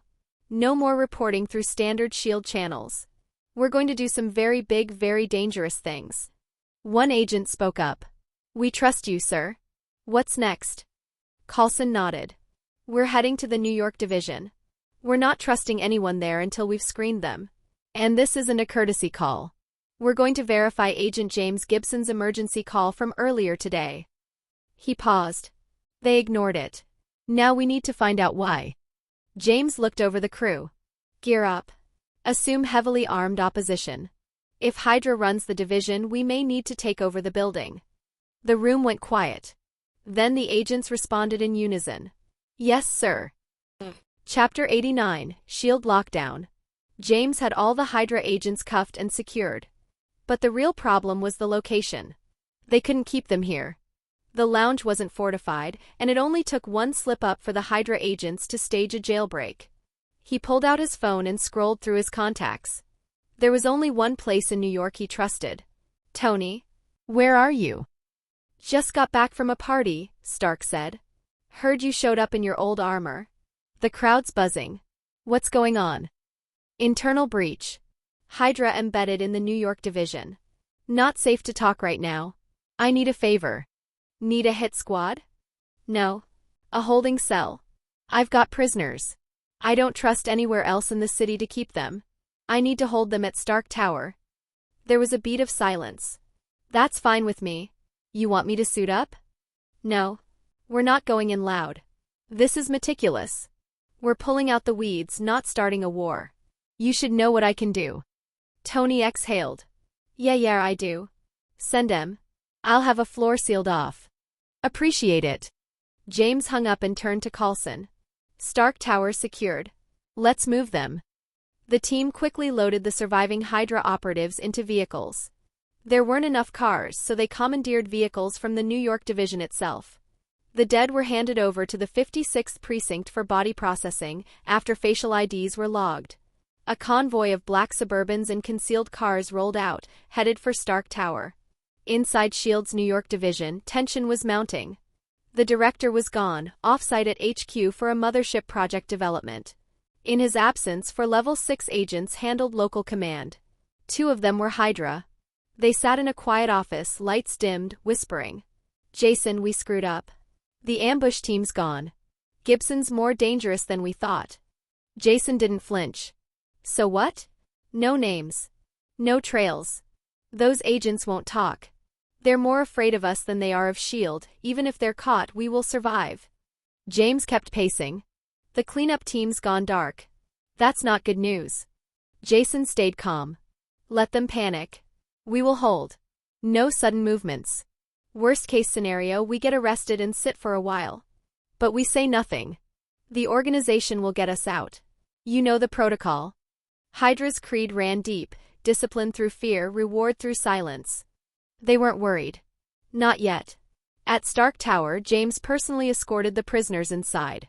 Tony had cleared an entire sublevel. High security. Automated sentry nodes. Internal airlock doors. And absolutely no windows. James gave him a nod. You sure you don't want in? Tony raised a brow. Tempting. But this is your show. Besides, you said it, you plan on outsmarting them, not overwhelming them. I'll check back once this sweep's done. Also, I need to buy some food. I'll be here, Tony said. Also food? Tony was puzzled since he knows James can absorb energy directly. James just gave him a look. Tony grinned. Secrecy, got it. Don't worry. The team rolled again. James handed out more cash to order food. No questions were asked. Everyone assumed he just didn't want to eat at Division HQ, and after a night like this, no one blamed him. They arrived at the New York Division building and entered without ceremony. Coulson gave the order, full lockdown. All external doors got sealed. No one in. No one out. His trusted agents secured the stairwells, exits, and the surveillance system. The Hydra agents Jason and James, still on duty, stepped out of their office, trying to act casual. Agent Coulson? Jason asked. Is something wrong? You're both on duty? Yes, sir. We were here all day. Interesting, Coulson said. Because Agent James Gibson issued a distress call this afternoon. No response came from this division. James, Hydra, not Gibson, answered too fast. We never got that alert. Coulson nodded slowly. Then we have a serious breakdown in communication. He locked eyes with them. I'll need to question every officer on site. We're starting with you too. Weapons and comms. Drop it now. Both agents froze. Jason recovered first. Sir, is this really necessary? You're either part of the solution or part of the problem. Choose. James and Jason hesitated. They took too long. Coulson's agents stepped in behind them. Hands on their holsters. Jason nodded, slowly disarming. Coulson didn't break eye contact. We'll find out what happened today. And if you're lying. His voice dropped. You won't like how we will deal with this. Chapter 90, Mass Purge. The interrogation room was quiet except for the soft hum of the fluorescent light overhead. James sat at the table, posture loose as if he had all the time in the world. Across from him, Jason, one of the division's senior agents, stared back with the carefully neutral face of someone who had spent years training to hide facial tells. Behind the reinforced glass, Coulson watched, with his arms folded. The feed from the SLR-enhanced optics gave him every detail: eye dilation, micro-expressions, and stress responses. The setup was unrecorded by design. This wasn't standard procedure. This was their ace in the hole. No one outside this room and the observation post knew what they were doing. Not going to talk? James asked casually, his tone almost conversational. Why was there no response to my distress call? Why did those gangsters arrive so quickly to the scene? And the ambush team, were they yours? Jason's reply was measured. I don't know what you're talking about. We never got a call. You can check the logs. Cortana, pulse elevated by 12%. Microspasms in the jawline, controlled anger. He's not improvising, he's reciting a prepared denial. James leaned back in his chair. Really? So this wasn't Hydra clearing the board? The change in Jason's pupils was small, but it was there. Enough to make Coulson lean closer to the glass. Jason caught himself, locking down his expression. I don't know what you mean. Hydra's been gone for decades, Jason said flatly. James stood, moving behind him. His left hand came to rest on the back of Jason's neck, not rough, not gentle. Just contact and a show of intimidation.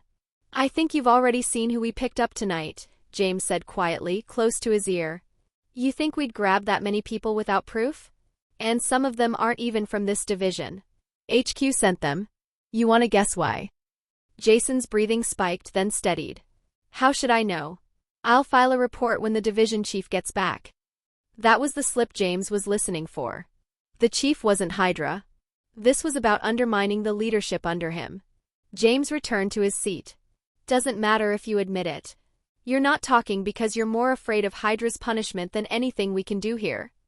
Jason's jaw twitched. For a trained operative, that was a crack in the armor. It was as if he felt that James was reading him. "Show me proof," Jason said, forcing a challenge. James shook his head. "Not today. We're not here for procedures. We're here to mark names. You'll get pulled later." Jason shoved back from the table, hands slamming down. "This is against protocol. I'm a level 6 agent." The door swung open. Coulson stepped in with 2 agents flanking him. "We've got Director Fury's authorization. This is protocol. Take him to the holding cell." Jason was walked out, still muttering under his breath. Coulson turned to James. "Well?" James pulled a pad toward him and wrote quickly. "Already confirmed from him. They're all Hydra. Don't pull them all at once, bring them in batches. Anyone not on the list, bring them to me." While Coulson began calling names, James tore into the food he'd brought with him. "Cortana, calorie burn rate is 40% above baseline. Recommend immediate intake before next scan." Next in was James, not Gibson, but the other level 6 agent on duty. 2 senior agents working the same night were already suspicious. After 10 minutes of verbal sparring, the second name list grew longer. By the time the night shift was fully processed, nearly a third of the division's personnel were tagged as compromised. Most of the off-duty operatives were still at home. The building felt different now, much quieter, the background hum of idle chatter now gone. Agents not on the list moved more crisply, knowing something was happening but not asking questions. Those on the list sat isolated under discreet guard. Coulson came in again. "Do we hit them now?" James shook his head. "No. If they didn't send an alert, they're not expecting us to ID them. No reason to tip them off. Let the night roster run. We move in the morning when everyone's here." Coulson nodded. "We'll do it your way then." An hour later, James led a detail to Stark Tower to retrieve the prisoners being held there. Tony met him in a lower-level bay, arms crossed. "That quick?" Tony asked. "Easier than expected," James replied. "They give you trouble?" "Not the kind that matters." Tony smirked. "I'll hold the cell open in case you need it again." Morning came, gray and cold. Agents began arriving for the day, many heading straight for the training floor. Others took desks or checked their mail slots. Those on James's list didn't make it far. A casual "you're needed for a mission" was all it took to get them to the secure wing. By mid-morning, the detention rooms were crowded. The atmosphere in the division was taut. Conversations dropped to whispers when certain names passed in the hall. The building's usual rhythm was broken. James walked into the control room, rubbing the bridge of his nose. The repeated use of his ability had left him drained. Not even the constant food intake was enough to energize him. "Phil, these cells won't hold them long. Have you called the director?" James asked. "Already on it," Coulson replied. "He's inbound with the division chief. They'll handle processing soon." James nodded. "Don't expect this at headquarters. Hydra's strongest there, and they're running predictive models off the fraternity's loom of fate. If we purge the headquarters outright, the rest will scatter before we can cut their lifelines." Coulson's expression hardened. "Then we keep it controlled. One branch at a time." James looked at the holding wing through the security glass, the rows of cells, the agents inside who hours earlier had been walking the same halls as everyone else. Cortana, Hydra operatives are exhibiting calm body language. No panic. Behavioral profile suggests confidence in external rescue or political shield. "They're waiting for someone to clean this up for them," James said quietly. Coulson glanced at him. "We won't give them that." Chapter 91, Alexander Pierce. Coulson didn't answer right away. He kept his gaze fixed on James, running the situation through in silence. Hydra wasn't reckless, not when the stakes were this high. They'd moved openly enough to be noticed, yes, but they wouldn't go nuclear without a plan to survive the fallout. They denounced him this round, but that could be walked back or reframed if it suited their interests. The real danger came if Hydra decided to press further. That's when you risked escalation. Push them too soon and the whole network might burn its cover. Let them stew and they might try to reposition quietly. Coulson exhaled slowly. He didn't have the full board in his head yet. That was Fury's territory. He'd learned to trust his instincts, but he also knew the difference between instinct and having intel. Looking at James, director's inbound, he finally said. Until he gets here, we hold position. There'll be no unnecessary moves made. From serious to a friendlier tone. You've worked hard, get home and rest. We'll keep an eye on things here. James gave him a short nod. Fine. Call me if anything changes. Carlos was waiting at the apartment when James stepped through the door. He didn't ask questions, just gave him a look that said everything, then gestured toward the bedroom. Take a rest, Carlos said. We'll keep the shop running in the meantime. The shower washed away the grit of the last 48 hours, but the fatigue was bone deep. James hit the mattress and didn't resurface until the city lights were already burning against the windows. He reached for his phone. One missed call. He thumbed back. Phil. You called? It's nothing much, Coulson said. The director's here, but there's no need to rush. Come in the morning. James grunted. Fine by me. The smell of cooking hit him as soon as he stepped out of the bedroom. Mindy was on the couch, swinging her legs as she played with Annie, eyes bright. Brother? You slept all day. Yeah, James admitted, collapsing into the sofa cushions. Too busy last night. Mind grabbing me a Coke? She bounded into the kitchen. Cold one? Always. As she left to go fetch, Annie snuggled close, meowing in James' arms. He complied and placed his hand on her head and gave her a nice petting, receiving a satisfied purr. A minute later, the can was in his other hand. The first gulp of Coke cooled down his throat, and he let the carbonation roll out in a burp. Better? How was school? Scooting over the couch with Annie in the middle, she replied. Not bad. A lot of people tried to be my friend. I told them it's not that easy. She said it with the air of someone stating a fact of life. James smirked. That's my girl. Keeping up with the classes? Of course. Daddy taught me a lot before. Carlos emerged with plates of food and Mindy jumped to help. The table was filled, Hannah stepping in with Annie's own food beside their table. For the first time in days, James let himself just eat and listen, letting the rhythm of the house take the edge off him. Morning brought his energy back in full. By the time he walked into the New York division, the gaps in the roster were obvious. 1/3 of the staff are missing. The rest moving with the taut precision of people who knew something had shifted. James, come with me, Coulson said the moment he spotted him. They rode the elevator to the top floor, the director's office. Nick Fury stood by the window, one hand clasped behind his back. Beside him, a man James hadn't met before, mid-40s, sharp suit, the bearing of someone used to command. James, Fury said, meet Alexander Pierce, director of the New York division. Level 7. James stepped forward, grip firm when they shook. Director. First time meeting in person. Been on opposite sides of the map until now. Alexander smiled politely. My oversight. A billionaire agent isn't something you see every day. James held the handshake just long enough for Fury to catch the signal. Cortana, heart rate stable. No stress spike. No immediate threat indicators. Fury didn't waste time. Alexander, the sweep we ran here isn't just about internal discipline, Fury said. We've confirmed infiltration, deep infiltration from Hydra. They've been embedded for decades. Alexander blinked. Sir, you're not serious. Fury's gaze didn't shift. Completely serious. Hydra didn't die with the Red Skull. After the war, S.H.I.E.L.D. absorbed a number of their scientists. That's when they came in. We've been living with the infection ever since. Alexander's disbelief wavered. You're telling me Jason, James, and the rest? They were working for you, Fury said. Looking for leverage. Waiting to pull you in. You didn't give them the opening. James studied Alexander's reaction closely. The man's shock was real.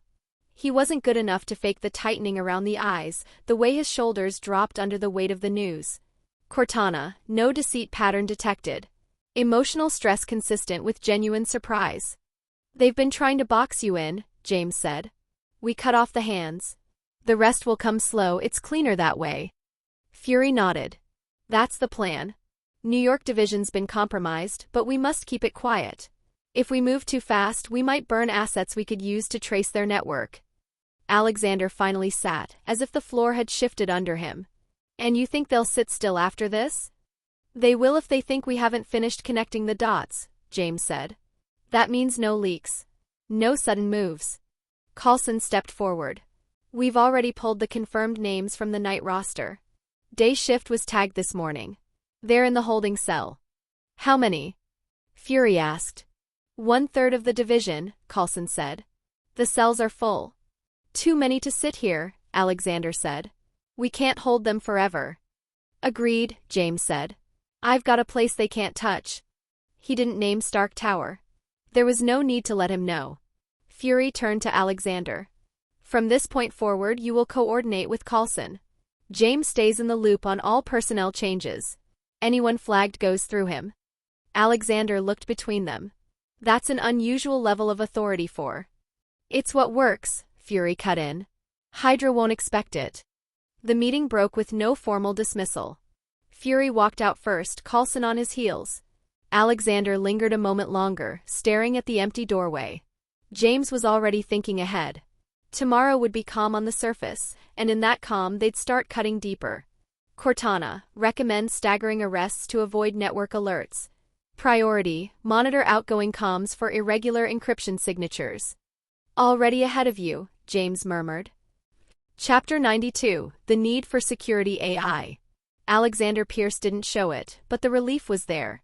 If he'd ever been careless, if he'd left even a shadow of leverage for Hydra to use, he might not be standing in that office. But the division had paid a price, 1/3 of its roster gone overnight. That kind of gap wasn't a paper cut, it was a severed artery. Director, Alexander asked, turning to Fury, how do we replenish manpower? Are we gonna do an early pull from the S.H.I.E.L.D. Academy? Coulson glanced at James. S.H.I.E.L.D. Academy is the umbrella term. We've got separate branches to it, from combat, science, communications, and many other highly specialized fields. Each one builds specialists from the ground up. James raised a brow. That's a wide net. And the U.S. government's just fine with an organization at that size. Coulson's tone stayed formal. The Strategic Science Corps, that's our predecessor, was built by the U.S. during the war. They took down Hydra under the Red Skull, then absorbed their scientists. The tech base jumped overnight. Colonel Chester Phillips, Howard Stark, Peggy Carter, they turned that victory into S.H.I.E.L.D. Fury shook his head at Alexander's original question. No fresh bodies for you yet. The agents you've got are vetted and clean. Keep it that way. Promote from within and fill the gaps yourself. People need to see that there's a future here, even if the walls feel smaller right now. It was all calculated, stabilize morale and lock in loyalty. Fury was good at those things. Then he shifted his gaze to James. Agent James, your work here was efficient. Effective now, you're promoted to level 5. You'll transfer to headquarters later.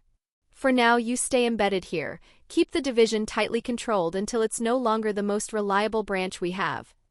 James kept his expression neutral. No reinforcements at all? If we move HQ assets, we weaken global coverage, Fury said. One breach becomes many. The status quo might be ugly, but it holds. Understood. James could read the subtext. The real job would come when he moved to HQ, quietly map the Hydra network and gut it from the inside. From this point on, what happened here doesn't leave this branch, Fury said. They're jumpy already. Contain the wind to this one office. The rest will need openings before we can move. He turned to Alexander. You're excused. The director left without argument, some orders you didn't press for details on. The door shut. Only James, Coulson, and Fury remained. Fury didn't waste the moment. What else can you do? James kept his voice even. Still figuring that out. Mind reading and cardiac pattern tracking both burn a lot of fuel. I can't run them non-stop. Fury leaned forward on the desk. You're the point man here. No infiltration on your watch. And no replacement staff until I say so. I want to see who starts asking for reinforcements first and how fast. That's the bait. James nodded once. Fine. I'll keep it locked down. He hesitated. What about the prisoners? We've got secure sites. You don't need to know where. They won't see daylight until I decide so. That was enough. James didn't need the location, he just needed to know Hydra's captured assets were out of play. By the time he walked into his new office, Hydra agent James' old one, the adrenaline had tapered off. Closing the door, he locked it, then went to work. Drawers first, then vents, then every seam in the wall and ceiling panels. Bugs and cameras could live in impossible places. Cortana, negative. No active signals detected. No optical lenses found. Good. James slid into the chair and connected his fingertip to the desktop's USB port. Load all Hydra intel from recent interrogations. Sort it by operative tier and cell. Cortana, upload complete. File architecture restructured for rapid query. James exhaled and leaned back. That package would go to Coulson with a warning. Evidence collection would be slow, you couldn't just bag a third of your own division without airtight proof. The trick would be to act as if the Hydra problem was still a theory, not a confirmed breach. He rubbed at his temple. Level 5 clearance was enough to move freely in New York, but not enough to peek too far into HQ's shadow files. That was fine, he could take it slow. For now, his concern was local and personal. Cortana, we've been burned twice now by tech surveillance. There's no feel and no presence to pick it up. Cortana, machine optics and sensors don't give off organic cues. If the camera's on you, there's no heartbeat to read, no breath to hear. Not even Stark can ghost-proof himself in a closed networked space. James drummed his fingers on the desk. Every compromise he'd suffered had come through tech. And in a city this wired, that was a hole you could drive a Quinjet through. Remember Ultron? Cortana, artificial intelligence with full network mobility. Primary result, attempted human extinction. Not a flattering precedent. Not talking about replicating him. I'm talking about deploying a contained AI clone, yours, in a closed net.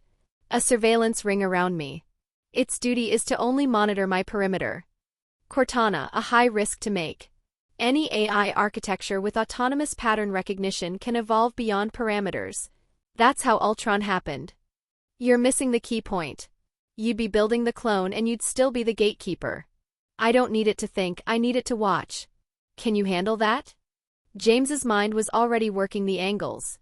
Hydra had underestimated him once. But that might not happen again. If they wanted to hide behind tech, he'd make tech his own tripwire. And when the time came to move to HQ, he wanted a warning for every second his perimeter could buy. Cortana, I'll draft parameters. Sandboxed. With no outbound connections. Do it, James said.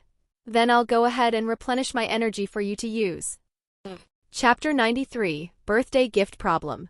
James put aside the idea of building a full AI perimeter system for now. It was premature and he knew rushing into it would cause more problems than it solved. Hydra had already forced him into 2 ambushes in New York. That was enough proof that they had surveillance avenues he couldn't track yet. Until he figured out how to counter technological monitoring, there was no sense of wasting brainpower on theoreticals. For the next week, James settled into a routine. He wakes up to groom and feed Annie, who sleeps on his chest from time to time. Dropping Mindy off at school every morning, then reported to the New York division. The office was running thin after the Hydra purge.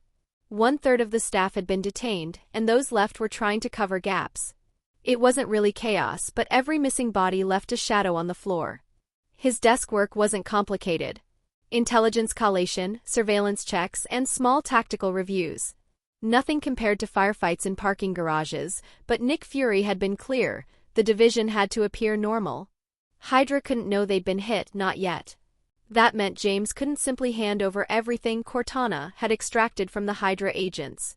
Instead, he staged the releases, data in portions, layered so Coulson could pass it upward without sending shockwaves.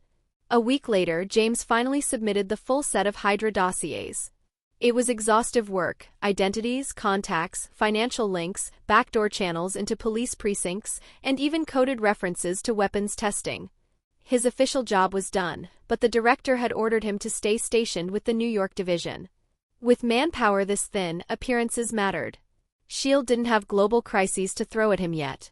No Chitauri, no Ultron, no Sokovia. Right now, the division's tempo was monitoring strange events worldwide and logging them for later. Some artifacts found in Africa, an energy reading in Eastern Europe, and whispers of something frozen under the ice. Nothing really urgent. The quiet before the storm, as they say. James leaned back in his office chair at the New York division, half focused on the paperwork spread across his desk. Hydra had been quiet for the past week, but he knew better than to assume silence meant safety. They were waiting, watching. Still, his mind wasn't on them tonight. Mindy's birthday was coming up. Her first one since joining the family. The girl had adapted quickly, new school, new friends, but her spark remained the same. Brave, sharp, and restless. James knew she'd never be content with dolls or dresses. She'd want something that fit the other side of her life, the side they both hid. The hidden hero, the fighter in training. He was thinking of giving her a tool, not a toy. Something that will keep her safe, but also gives her pride. Cortana, James muttered, rubbing his temple. If you were an 11-year-old vigilante in hiding, what would make the perfect birthday gift? Something that doubles as training equipment and battlefield utility. Compact, concealed, and durable. It must feed her hero persona without exposing it. I suggest a special baton, collapsible and multi-moded. We can base it on the Nexus system you've tested. James smirked. A baton she can carry to school without raising eyebrows. Sports gear in public, but a weapon in the shadows. Precisely. I can adapt Stark's alloy weave to make it light yet unbreakable. For training, weighted resistance can be programmed. For combat, we can add electrified output. Non-lethal but decisive. That decided it. Mindy would get her first Nexus system, scaled down, tailored to her hands. But she wouldn't be the only one. His eyes slid toward the window where Annie, the small black and white cat, was curled up on the sill. Mindy adored her. Wherever the girl went, the cat followed. If he was making something for Mindy, he'd damn well make something for Annie too. A sidekick deserved a uniform.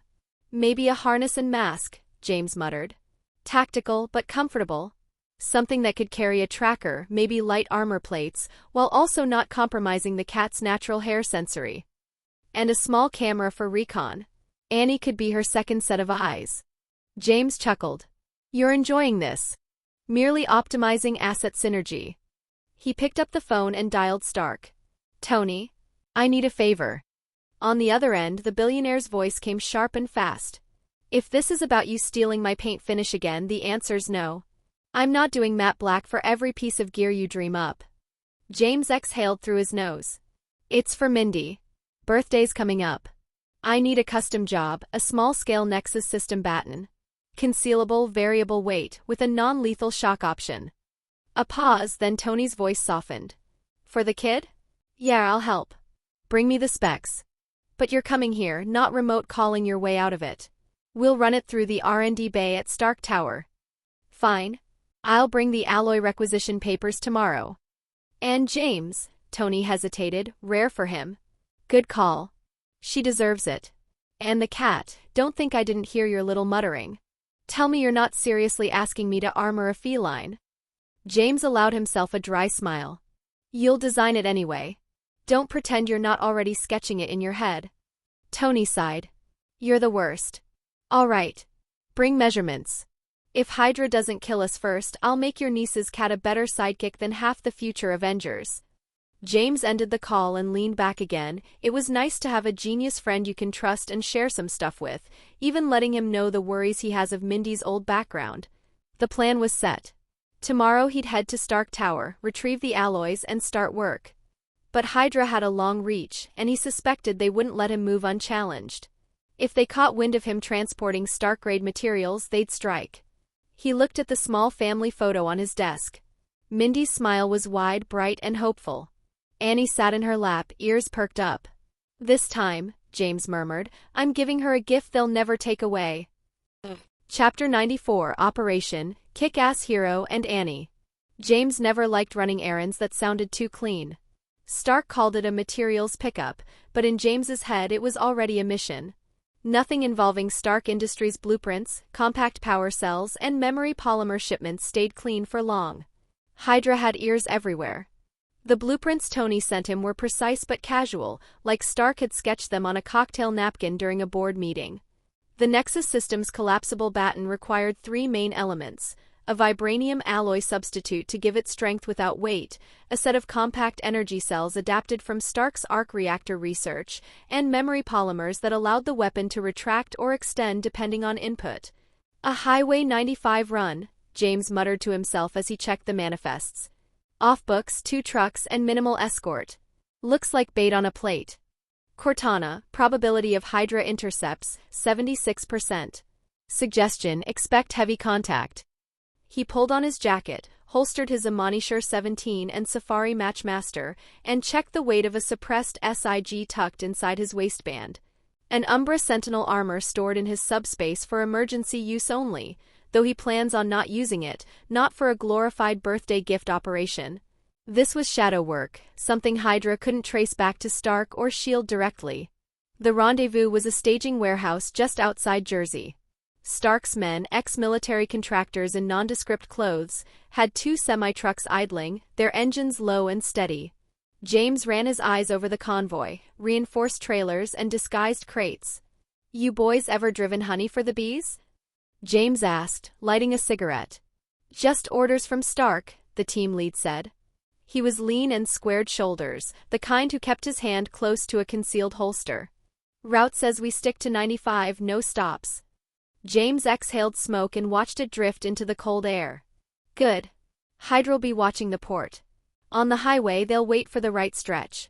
Keep your spacing tight and when it hits do not try to be heroes. I'll handle it." The man frowned. "And if it's more than you can handle?" James gave him the kind of look that shut down questions. "Then you won't be around to worry about it." They pulled onto the interstate at dusk, tires humming on the asphalt. James rode in a black SUV, 1 truck in the middle and another trailing behind. The sky was brushed orange, headlights washing over guardrails and the blur of trees. He kept glancing at the rearview mirror, looking for rhythm brakes, a car that stuck too close, lights that shifted but didn't pass. At mile marker 142 his gut tightened. 3 black sedans merged into formation behind the convoy. Too close. Too in line with their convoy. Cortana, pattern analysis confirms pursuit. Recommend evasive action within 2 miles. James tapped his earpiece. "Attention convoy, hold spacing. Don't brake. Don't swerve. Let them make the first move." Sure enough, the sedans accelerated. One shot ahead and cut hard across the lead truck, forcing it to swerve toward the shoulder. The other 2 boxed the rear. "Here we go," James muttered, flicking the SUV into a sudden brake and swerve. His vehicle clipped the lead sedan, metal grinding and headlights sparking. The road lit up with muzzle flashes as suppressed rifles opened up from tinted windows. Bullets tore across the SUV's frame. James ducked, yanking his pistols free. He popped the driver's side door open, rolled out onto the asphalt and came up firing. 1 clean shot of his Safari Matchmaster cracked the windshield and a shot of the S.H.I.E.L.D silenced the gunner in the nearest sedan. The car swerved, hit the guardrail and skidded out in a spray of sparks. Behind him, the truck drivers panicked but held their momentum. That discipline would keep them alive. Hydra's second sedan swung wide, side doors sliding open as agents leaned out with MP5s. James sprinted across the median, keeping low, bullets chewing into the metal divider behind him. He vaulted it, firing 2 rounds back over his shoulder. 1 man folded, tumbling from the car onto the pavement. Cortana, 6 hostiles remain. Vehicle 2 attempting to force truck 1 to stop. Not happening. James sprinted back to the car, drove near behind the trailing sedan. He leveled the Safari Matchmaster and put a burst through its rear window. The driver jerked, lost control and the car fishtailed, colliding with the rear truck's bumper. Both vehicles screamed sideways, but the truck driver muscled it steady while the sedan flipped twice before slamming roof first onto the asphalt. Only 1 sedan left. James swerved alongside the lead truck, tires spitting gravel as he closed the gap. He flipped his car into cruise mode and climbed onto the roof, heart hammering with the rhythm of the chase. In one fluid motion, he hurled himself across the divide.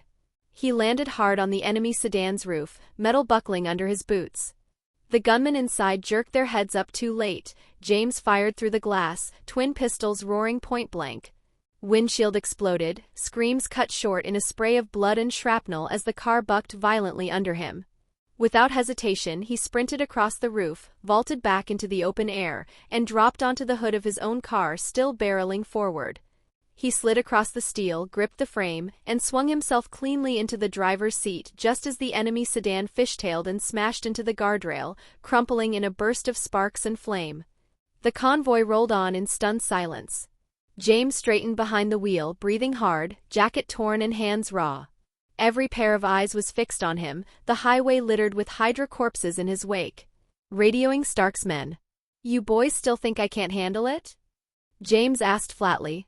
The team lead shook his head. "Hell man, you just ran straight at them. Who the hell are you?" James exhaled to relieve tension, burning wreckage blazing behind the convoy. The guy these people should have left alone. Cortana, materials secured. Hydra casualties, 12 confirmed. Probability of follow-up pursuit, low but expect surveillance increase. James scanned the wrecks, noticing the precision of Hydra's assault. No insignia, no loose chatter over comms. Professional work. Too professional. They weren't probing anymore, they wanted him off the board. The convoy stays in course. Straight to drop point, no detours. And keep your mouth shut. Tonight never happened. As the trucks rolled back onto the interstate, James leaned back in his seat, eyes focused. Hydra wasn't underestimating him anymore. They were hunting him. And for Mindy's gift to be finished, he'd have to hunt right back. Chapter 95, Kick-Ass Hero and Annie 2. The workshop level of Stark Tower smelled faintly of ozone and scorched metal, the aftermath of too many late-night tests. Banks of monitors glowed pale blue across the walls, casting their light over piles of alloys, half-disassembled drones, and the humming silhouette of an unfinished armor frame suspended by servo arms. James stood with his jacket draped over a stool, sleeves rolled up, posture taut from hours of work. On the central table lay the reason he had flown halfway across the country with a duffel full of contraband alloys, Stark's newest prototype schematics for a scaled-down adaptive system. The Nexus system. The idea had started as a joke, Mindy asking for a birthday gift, something cool. What James and Stark had sketched out was anything but a toy. It was a compact rig that doubled as a collapsible baton and wearable defense system. Modular, balanced enough for a child's grip, but embedded with Stark's sensor tech to guide movement, it would give Mindy an edge if she ever decided to put the mask back on. And there was more. James had insisted Annie not be left out. If the girl needed a partner, her cat could be the one. Stark had mocked the idea for 10 minutes straight before grudgingly drawing up a pet harness with lightweight sensors and micro-actuators. Scanning note, compact adaptive frame, vibranium substitute plating, micro-energy cell integrated. Weight tolerance optimized for juvenile users. James smirked faintly at Cortana's report. Good. It needs to feel natural. She'll see through it if it feels too Starky of a tech shoved in her hands. "Excuse me," Stark called from across the bay, one hand buried in a holographic projection. "There's no such thing as too Starky. You're lucky I'm downsizing military-grade composites for a kid's birthday gift. Do you know how many senators would auction their votes to get a look at this? I'm not giving it to the senators, nor will I allow them to even get a look at it," James said flatly. He ran a hand along the alloy casing. "Only to my sister." That cut through Stark's banter. He looked over, expression unreadable for a beat before he returned to the projection.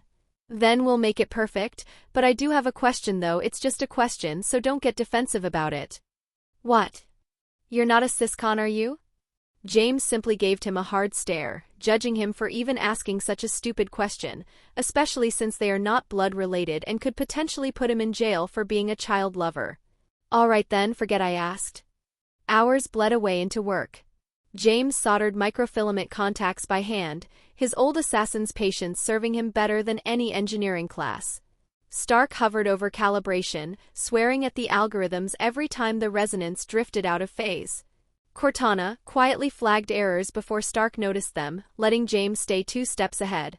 Between them, the room filled with the quiet harmony of 2 men who'd learned to build under pressure. By dawn, the Nexus system sat complete.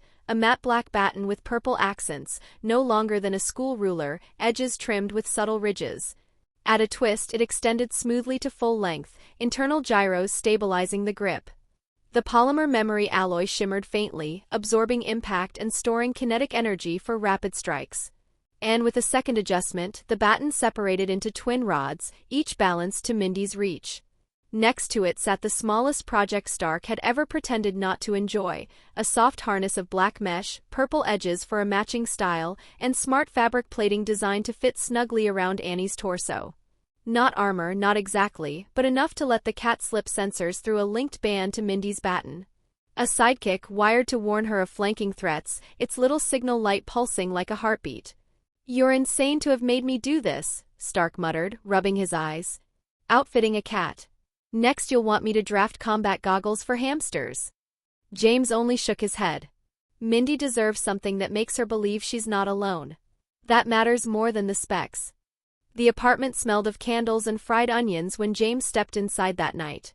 Carlos had outdone himself with dinner, Hannah was busy finishing up the decorations, and Mindy sat cross-legged on the couch trying to look disinterested in the whole ordeal, though her bouncing foot betrayed her.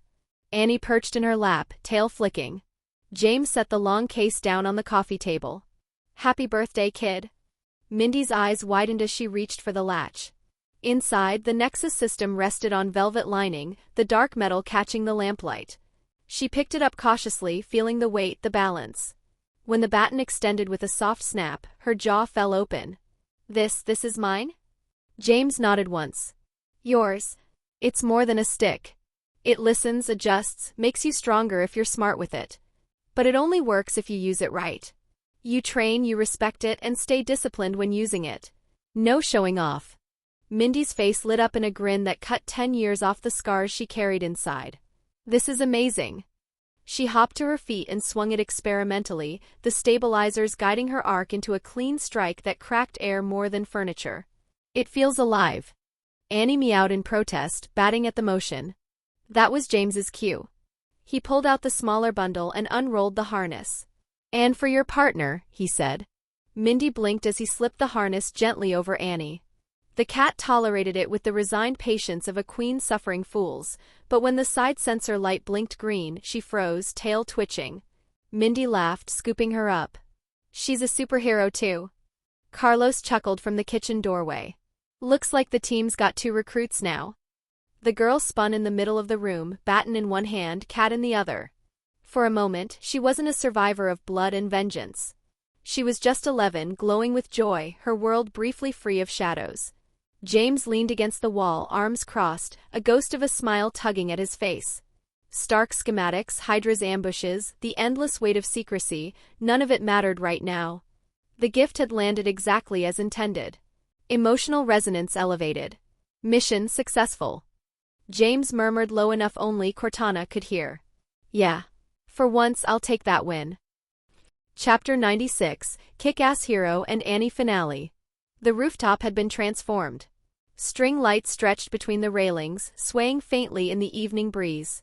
Folding tables held trays of delicious food, Carlos's lonely life handiwork naturally, while Hannah fussed over balloons that caught the fading sunlight. Music floated up from a small speaker, cheerful but low, meant for a party without drawing half the neighborhood's attention. Mindy stood near the center, a purple dress chosen by Hannah, a grin plastered across her face as she held the Nexus system baton folded neatly in her hands. Annie prowled nearby in her new harness, tail high, the small signal light on her back blinking like a pulse. "Happy birthday, kid," James said, stepping up beside her. Mindy's eyes shone. "This is the best one ever." She whispered it like a confession, as if afraid the night might vanish if she spoke too loud. James only nodded. "Enjoy it. You deserve it." A handful of Mindy's new classmates had come, shy at first but now darting between the food tables and decorations. One boy had already dared to ask what the baton was. Mindy grinned and told him it was for sports training. She left out the part where it could snap ribs if used right. James leaned against the railing, watching the party going as it should. The city stretched out around them, skyline lit in gold as the sun sets, traffic crawling below like veins of fire. He had chosen the rooftop for this reason. Enough open space for Mindy and her friends to play, enough height to keep them out of casual sight, and easy sightlines for him and Carlos to monitor. Cortana, perimeter scan active. No heat signatures within 50 meters aside from party guests. Recommend passive monitoring only. Keep it that way, James murmured. Carlos joined him, 2 beers in hand. She looks quite happy, he said, nodding toward Mindy as she showed her friends how the baton extended with a soft metallic snap. The stabilizers hummed faintly, guiding her swing into a clean arc. The kids gasped and clapped. She's more than happy, James said. She's proud, she's safe and knows she has a family. Carlos studied him for a moment. You did good, James. A gift like that, it's more than just a piece of metal. You gave her something that tells her she belongs. James didn't answer, but the weight in his chest eased. Later, after the cake and candles, Mindy insisted on testing Annie's harness. She tapped the baton's grip twice and the cat's harness chirped back. A small holographic arrow lit on the baton, pointing directly to Annie's location as she prowled under a table. The kids squealed with delight. It's like she's a superhero too, one girl shouted. Mindy puffed her chest out. She's my sidekick. Annie meowed loudly as if agreeing. Even James cracked a smile at that. But the evening wasn't free of shadows. As the kids played, James noticed something out of rhythm in the skyline. Across the street, on a balcony 2 stories down, a man lingered too long with binoculars in hand. He wasn't the kind of guy to be looking at birds, nor the right place to be doing so. Cortana, possible surveillance. Pattern indicates lens reflection. Hostile probability, 68%. James's smile never faltered as he leaned toward Carlos. 3rd floor balcony across the street. Carlos's eyes flicked once before he nodded. I'll take the stairwell. This will be quick. James stayed put, watching Mindy laugh as Annie batted at a balloon string. Within 5 minutes, Carlos returned, brushing crumbs from his jacket. Not Hydra, he said in a hush. Freelancer. Probably tipped off by someone that you'd be here tonight. He won't be watching anymore. James didn't ask for details. He didn't need to. The poor guy must be dead or wish he was dead. As the sun dipped fully below the skyline, Mindy stood on a chair and held up her baton like a trophy. Best birthday ever, she declared, her friends cheering with her. James clapped with the others, though his eyes never stopped scanning the edges of the rooftop, the street below, the sky above. For Mindy, tonight was about joy. For him, it was about making sure nothing ever stole that from her. Cortana, emotional state elevated. Subject displays increased confidence and social integration. Risk factor, she will want to use the Nexus system outside training environments. I know, James muttered. We'll deal with that when it comes. Carlos caught some words, raising an eyebrow. Problems? Not tonight, James said. He let his gaze drift back to Mindy, who was crouched now, scratching Annie's chin while her classmates crowded around. The cat purred to the touch, the small green signal light pulsing in rhythm with the girl's adoration. The party wound down as night settled. Parents came to pick up their kids one by one. The rooftop grew quiet, save for the buzz of the city below. Mindy was the last one left, still holding the baton, still grinning like she'd been given the world. She turned to James, eyes bright. Thank you. For all of it. For the best birthday ever. For Annie's gift. For being my brother. James crouched so they were eye level. You earned it. Remember, it's not the weapon that makes you strong. It's the discipline to use it right. If you forget that, the gift's wasted. Mindy nodded solemnly, then hugged him tight. For a moment, James let himself breathe. Hydra, Stark, S.H.I.E.L.D, the fraternity, they could all wait. Right now, this was the mission. He looked at Annie, curled up in Mindy's arms, and thought of the irony. He'd armed a child and her cat. But in this world, sometimes that was the only way to keep them safe. Cortana, mission report, Operation Kick-Ass Hero, and Annie, success. James almost laughed. Yeah, he whispered. Success. Chapter 97, New Car for Hannah. Is Mindy asleep? Carlos set the stack of birthday gifts down in the living room before heading toward the dining room. James sat at the table, a cold Coke bottle misting in his hand. Yeah. She's happy, but all that play wore her out. James took a sip, then glanced at his father. Carlos, are you and Hannah going to marry? If you are, don't wait too long. Mindy deserves a complete home. You don't need to worry about me. I'll support it. I've got the bedroom in the next house. Even if you have kids later, you'll have space here. Carlos froze at the bluntness, then lowered his eyes. I'm sorry. James shook his head, smiling faintly. I'm 26. I've got my own work and a purpose I enjoy. You're retired. You and Hannah should build a home filled with life. Carlos finally nodded.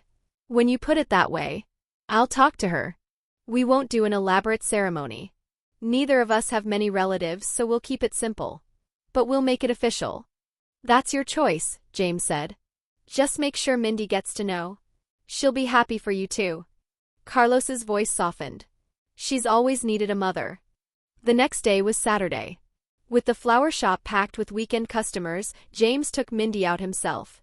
They spent hours at the amusement park, eating cotton candy and running through rides. It wasn't just a distraction. It was a chance to give her normal memories, something beyond combat drills and survival instincts. For a few weeks, life smoothed out. James kept to his routine, mornings dropping Mindy at school, afternoons at the division, evenings training. Carlos and Hannah's relationship moved quickly, and within days they were officially married. Hannah moved her things into the house, bringing warmth that softened the edges. Side story of Mindy and Annie, crime-fighting heroes on Patreon. The atmosphere didn't last long. James received a transfer order from Washington headquarters. At the same time, League Games was preparing for its global tournament. Both demanded his time. New York division was stabilized, and Fury wanted him closer to the center. The order had left him 3 days. James wouldn't take much with him, but he wanted to bring his sports car. Nearly a year with it, and Carlos had kept it tuned like new. The Chevy Suburban he'd been assigned by S.H.I.E.L.D. he returned immediately. That freed space in the garage, 3 slots open now. Hannah didn't own a car, and James decided she needed one. At dinner, he asked directly, "Hannah, what kind of car do you want?" She blinked, surprised. "Oh, no need. Carlos and I will take Mindy to school on the Ford, and then go to the shop. We don't need another car." James shook his head. "You will. The shop opens early, and mornings are when florists make money. White-collar guys buy bouquets on their way in. You'll need your own mobility. What's more, the Ford truck can be too big in New York City." Carlos nodded. "He's right. Buy something safe. An SUV." James had thought about a sports car, something stylish, but Hannah smiled and agreed with Carlos. A larger, secure SUV would fit her better. Easier for errands and safer for Mindy. The next morning, James dropped Mindy off at school and headed to a dealership. Mindy had been quiet along the way, unhappy about his transfer. She wanted her brother to keep bringing her to school every day. But she understood and promised him she would take care of Hannah and Annie until he returned. At the dealership, James didn't waste time. "I need an SUV. Something safe. Practical enough for a woman to use every day in New York traffic. And it needs to handle more than just accidents. I want cameras, sensors, and the best protection you can fit into it." The manager, being suddenly bombarded with this specifics, realized that he got himself a not-so-run-in-the-mill buyer. He thought for only a moment before nodding. "Then there's only one real answer, sir, the Volvo XC60T6 AWD. It's compact enough to move through Manhattan without the headaches of a full-size truck, but it carries Volvo's reputation for safety, the best in the industry. This 2011 model is the first SUV in the world to feature automatic braking as standard, with pedestrian detection, lane keeping assist, and rollover stability control. All standard equipment, not add-ons."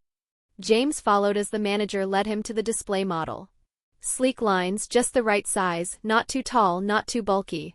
The kind of car that disappeared into city traffic.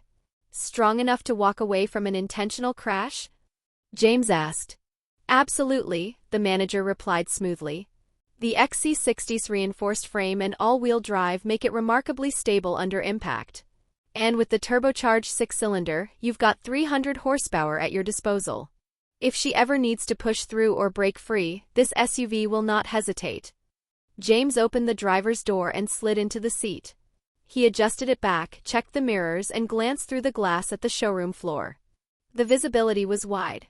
No blind spots big enough to worry him. He ran his hand across the wheel, firm leather, clean ergonomics. Then he climbed into the back, testing the rear bench. Room enough for passengers or deliveries. Cargo space was generous, even with the seats up. He stepped back out and gave a slow nod. "Discreet?" "Very," the manager assured him. "It blends right into city traffic. Not flashy like a Cadillac Escalade, not obvious like an armored Suburban. To anyone else it looks like a normal, elegant Volvo. Inside, though, we can equip it with armored panels, shatterproof glass, and run-flat tires. The cameras and sensors you requested are already part of our package. We'll enhance them further if you wish. From the outside? No one will ever know. James glanced at the car one more time, then folded his arms. Do it. Deliver it to Hannah Gibson. If she isn't there, Carlos Gibson will sign. It's for them. The upgrades pushed the total close to $200,000. James signed without hesitation, paying in full. He had more than enough between S.H.I.E.L.D. contracts and League Games shares. Hannah's safety was worth every penny for family. Chapter 98. The Helicarrier. The parking garage beneath S.H.I.E.L.D. headquarters felt like a maze. There were no signs, no maps, nothing to make navigation easy. That was deliberate. A building that held the heart of the Strategic Homeland Intervention Enforcement and Logistics Division didn't make itself accessible. If an intruder ever managed to breach the outer perimeter, the last thing they'd get was a guided tour. James followed Maria Hill, committing every turn, every elevator, and every stairwell to memory. Cortana mapped it all, storing the routes in layers. Some areas blinked red on the overlay, locked behind clearance James didn't yet have. The most tempting of those was the vast underground facility.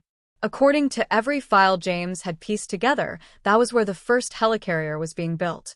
The same craft that, in another timeline, would rise during the Battle of New York. The same class of ships Hydra later used to nearly wipe out Washington. James adjusted his pace, eyes taking in the cavernous spaces around him. His presence here would change something. The question was how. He couldn't uproot Hydra overnight, but if he could cut down their core at headquarters, the rest would fracture. The problem was their depth. Hydra wasn't a group with a shelf life. They had roots that stretched back centuries. A secret fraternity passed down like a disease. By the time the tour ended, James had undergone the standard identity registration. Voice print, fingerprints, retina, gait recognition. Headquarters security was tighter than anything he'd seen in New York. Elevators required voice confirmation, corridors locked and unlocked depending on who you walked with. He muttered under his breath. It's complicated. Way more locked down than New York. His eyes flicked once toward Maria Hill's back, admiring the way she moved with casual authority. At least his guide wasn't Coulson. That would have been less interesting. Hill glanced back at him. This is headquarters. Everything is strict. Though, you got a smoother entry because of your identity. James cocked a brow. Identity. She smiled thinly. How much would it take to buy you out? How many zeros? The point landed. James understood instantly. If anyone ever tried to flip him, the price would be astronomical. If they wanted to pressure him, the cost in lives would be worse. With Carlos, Hannah, Mindy, and Annie back home, it would take an army to even try. By the end of the day, James was exhausted from endless clearances and bureaucratic hurdles. But there was one more stop. The director's office. Maria led him to the top floor, where Nick Fury waited. James, glad you made it.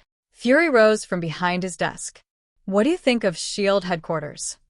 Impressive, James admitted, settling into an armchair. Maria took the seat opposite. Fury poured him a Coke, sliding it across the desk. Bigger than New York. But what exactly am I supposed to do here? Fury leaned back. This time, I want you to help design a program.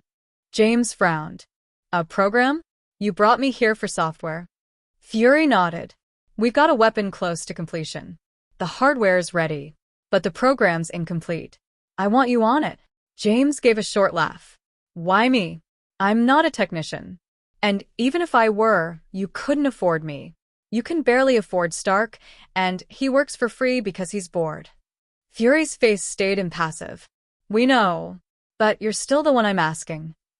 James sighed. Fine. Tell me the details. If it's worth my time, I'll look at it. Cortana, likely the helicarrier. If confirmed, we could use access to obtain high-density alloys. Potential to construct heavier melee weapons. Spinning axes, for example. James didn't react outwardly, but his decision solidified. If it was the helicarrier, he'd cooperate. Not because of Fury's request, but because the technology involved would give Cortana the chance to learn, adapt, and copy. Fury stood. Come with me. I'll show you. They rode the elevator down, with Fury's clearance unlocking levels James hadn't even glimpsed earlier. When the doors opened, James was momentarily struck silent. The cavern stretched like a hanger carved into the earth. Suspended lights cast harsh, white beams across scaffolding and machinery. And there, in the center, a massive shape dominated the chamber. The helicarrier. Open wings stretched out over the platform, paint crews finishing the last layers across its steel-gray hide. Engines loomed at the flanks like slumbering giants. Entire platoons of workers scurried across scaffolds, sparks flying where welders sealed final joints. The only thing James could think of topping it was a sword-class frigate from Warhammer if it were actually real and in this universe. James gripped the railing, staring. So it's real. Fury followed his gaze. This is it. S.H.I.E.L.D. space carrier. Flying aircraft carrier. One of a kind. Even the US military doesn't have tech like this. James didn't answer immediately. Standing in front of it, he finally felt the scale that no file, no movie, no rumor had captured. This was power incarnate, a weapon disguised as infrastructure. And now, Fury wanted him to help right its brain. Chapter 99, Getting a Date. Nick Fury had reason to be proud. Or rather, S.H.I.E.L.D. did. Decades of dealing with alien artifacts had left them holding technology no other agency could touch. James walked with him across the hangar, boots echoing against steel. Impressive. I didn't expect S.H.I.E.L.D. to wield this much force. But the more you grow in power, the more restrictions you'll face. The US military won't tolerate a rival force growing unchecked. Fury's eye narrowed. You noticed that, huh? James gave a short nod. He thought back to the movie. During the Battle of New York, the National Guard showed up an hour late. A militia unit. Not a single fighter jet overhead. The military held back, waiting. That wasn't incompetence, that was intent. The memory still left a bitter taste. For the sake of politics and power, the armed forces had sat on their hands while civilians bled. Only America could manage that sort of paralysis and still call it strategy. And afterward? The public bickered over the Avengers instead of asking why their own defenses had stood down. Hydra exploited that vacuum and buried S.H.I.E.L.D. in the process. Fury's voice cut through James's thoughts. You're not wrong. But handing S.H.I.E.L.D. to the government would shatter the balance. Aliens are confirmed real. You've seen Thor yourself.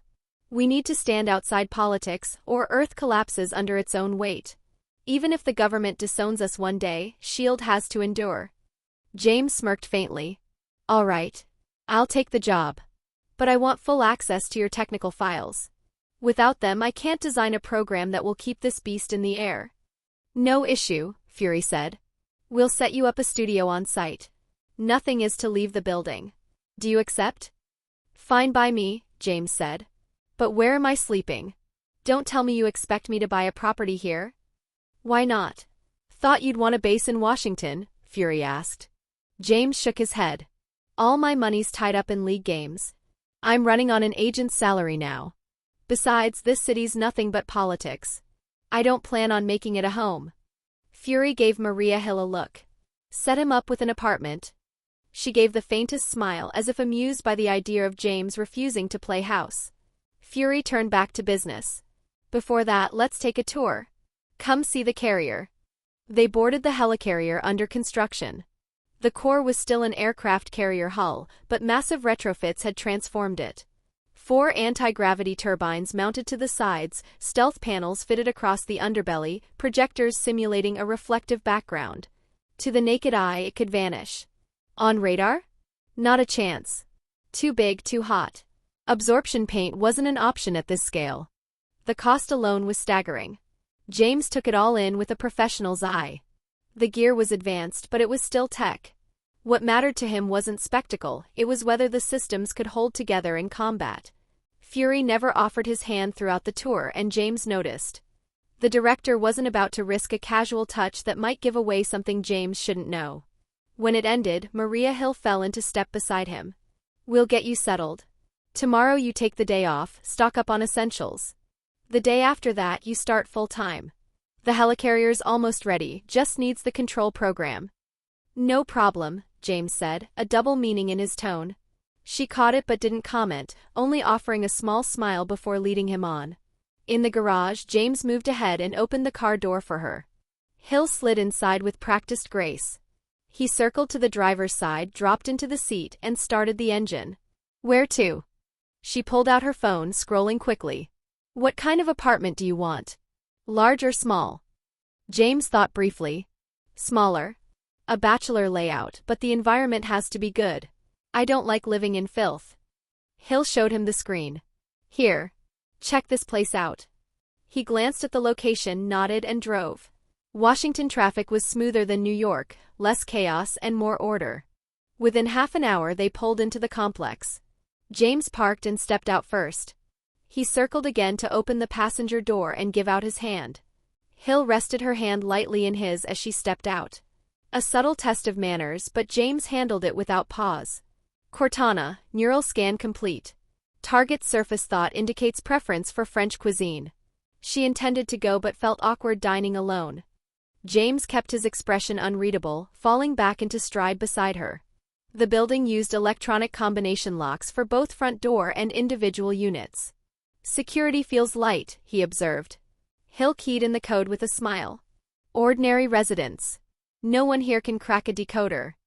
But our bureau can, James said, tone flat. She froze a fraction of a second before recovering. You won't be keeping anything classified here, will you? No. Just a bed to sleep in. And maybe a place to bring company. His voice carried a hint of amusement. Speaking of which, I'd like to invite a beautiful lady to dinner tonight. I'm thinking of having French food. Would you be interested? Hill tilted her head. Well, I do feel like I want some. But why French? France is supposed to be the capital of romance. And I've never tried it. Her brow arched. Never? It's the truth. I only got rich a few days before joining S.H.I.E.L.D, and I've been busy ever since. Even on breaks, I was alone. Why waste a French restaurant on going alone? Now I'm hoping Miss Hill will give me the chance. A corner of her mouth tugged upward. All right. I'll give you the chance. You pick the place and I'll go back and change. Chapter 100. Opaline date. Women like to look good. Even agents. Especially when it felt like a date. Maria Hill excused herself to change into an evening dress. James realized he was underprepared. He hadn't packed any formal wear when he came to Washington. If he wanted to look the part, he'd need something new. I'll admit it, James said with a small shrug as they stepped outside. I don't know the city. Last time I came through here, it was with Tony Stark. Looking around for restaurants isn't really something I do.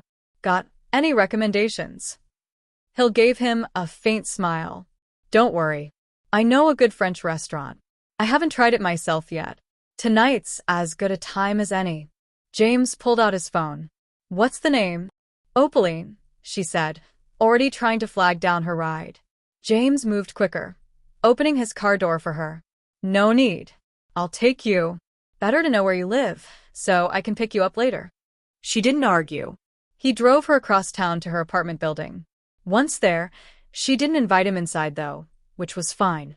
He watched her walk in, then turned his attention to the restaurant.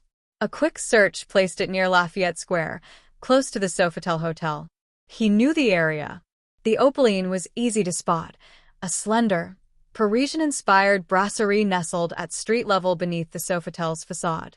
Its tall windows invited the afternoon light, unveiling an interior that felt intimate and refined. Inside, diners were seated at petite, round tables dressed with flickering candles and fresh blooms. The decor struck a romantic chord, a subtle nod to European café culture. When James stepped in late that afternoon, the room was hushed and calm, with a few early diners murmuring over pre-dinner wine. The moment felt like an old movie, a poised, elegant pause before the evening's gentle buzz. A waiter appeared. Welcome to the Opaline. May I ask how many guests we will serve? I'm just pre-checking the place, though I'd like to make a reservation for 6 o'clock. James entered the room. It was open, no partitions. Voices barely heard. Light spilled through tall windows. The bar caught his eye. It felt French with modernity. The waiter brightened. Of course. Our chef is from Lyon. Tonight's feature is whole branzino almondine. Would you like it reserved? They will be gone within the hour. James raised an eyebrow. Branzino Almondine? Never tried that before. You know what? Reserve 4 of them. The man blinked at the number but nodded. James left his name and a generous tip, securing the table and his reserved food. Back on the street, he went toward another stop, a formal wear. The Kingsman suit he wears as an agent felt too professional for a date. Cortana searched the map using the phone on him and, by some quirk of chance, turned up a Kingsman shop nearby. The familiar brass lettering and the same understated windows, a brand he has come to love since his first purchase. He stepped inside as if crossing into home. Upon entering, the tailor recognized the brand of his suit, gave the most welcoming smile, and did quick work for what he needed for the date, drawing the best black coat available close to his frame, trimming excess so the lines fell clean. It read as evening elegance, yet left him room to move, should the night ask more of him than dinner. By the time he returned to his apartment, it was barely 2 in the afternoon. The room was sparse, only basic furniture and empty appliances. No warmth to the room. If Hild had stopped by later, it couldn't look like this for someone who has money and elegance like him. James dropped his new suit in the corner, rolled up his sleeves, and went to work. He cleaned, stocked, and arranged until the place resembled a livable space. He ordered a bunch of deliveries so the fridge is filled with fruit, drinks, a few bottles of wine, and proper champagne. Slippers were set at the entry. Bedding laid out. Nothing too extravagant, but enough to be welcoming in the eyes of a woman. Preparation efficiency, 87%. Remaining gaps, decorative accents, non-essential. James smirked. Cortana, if she notices missing throw pillows, we're in real trouble. Sarcasm detected. Abysmal talent for making jokes. Please refrain from embarrassing yourself. By 3:30 p.m., everything was set. He dropped into the bath, let hot water soak the day out of him, then changed into the new suit. At 5:20, he was parked outside Hill's building. He called once, then waited. Patience was part of the job. At 5:30 on the dot, Maria Hill appeared. Her hair was pulled up. A red strapless evening gown clung to her curves, fitted close around the bust and waist, plunging deep at the front and open at the back. Red heels lengthened her stride. A pearl necklace and crystal earrings finished the look. James stepped forward, extending a hand. She placed hers lightly on his. He smiled. You look deadly gorgeous tonight. I think Washington's going to drop dead just from looking at you. Cortana. Surface, thought scan complete. Target was pleased with the compliment. Elevated dopamine response detected. James didn't let it show, only guided her toward the car.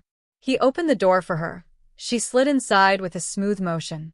He circled back, dropped into the driver's seat, and they headed for Opaline.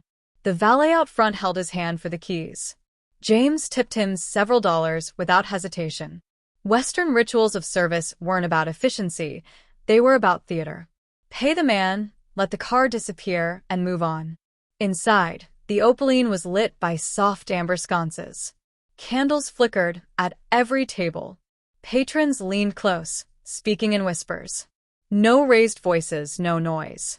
The kind of setting where you ate slowly, drank slower, and let the room fill in the silence. James pulled out her chair before taking his own. They've got a Branzino Almondine tonight. I heard good reviews about it, a specialty it seems. Hill's lips curved, amused. Branzino Almondine, sea bass served with a buttery almond sauce. It's something I've wanted to try when I saw this place. A limited item that was hard to get.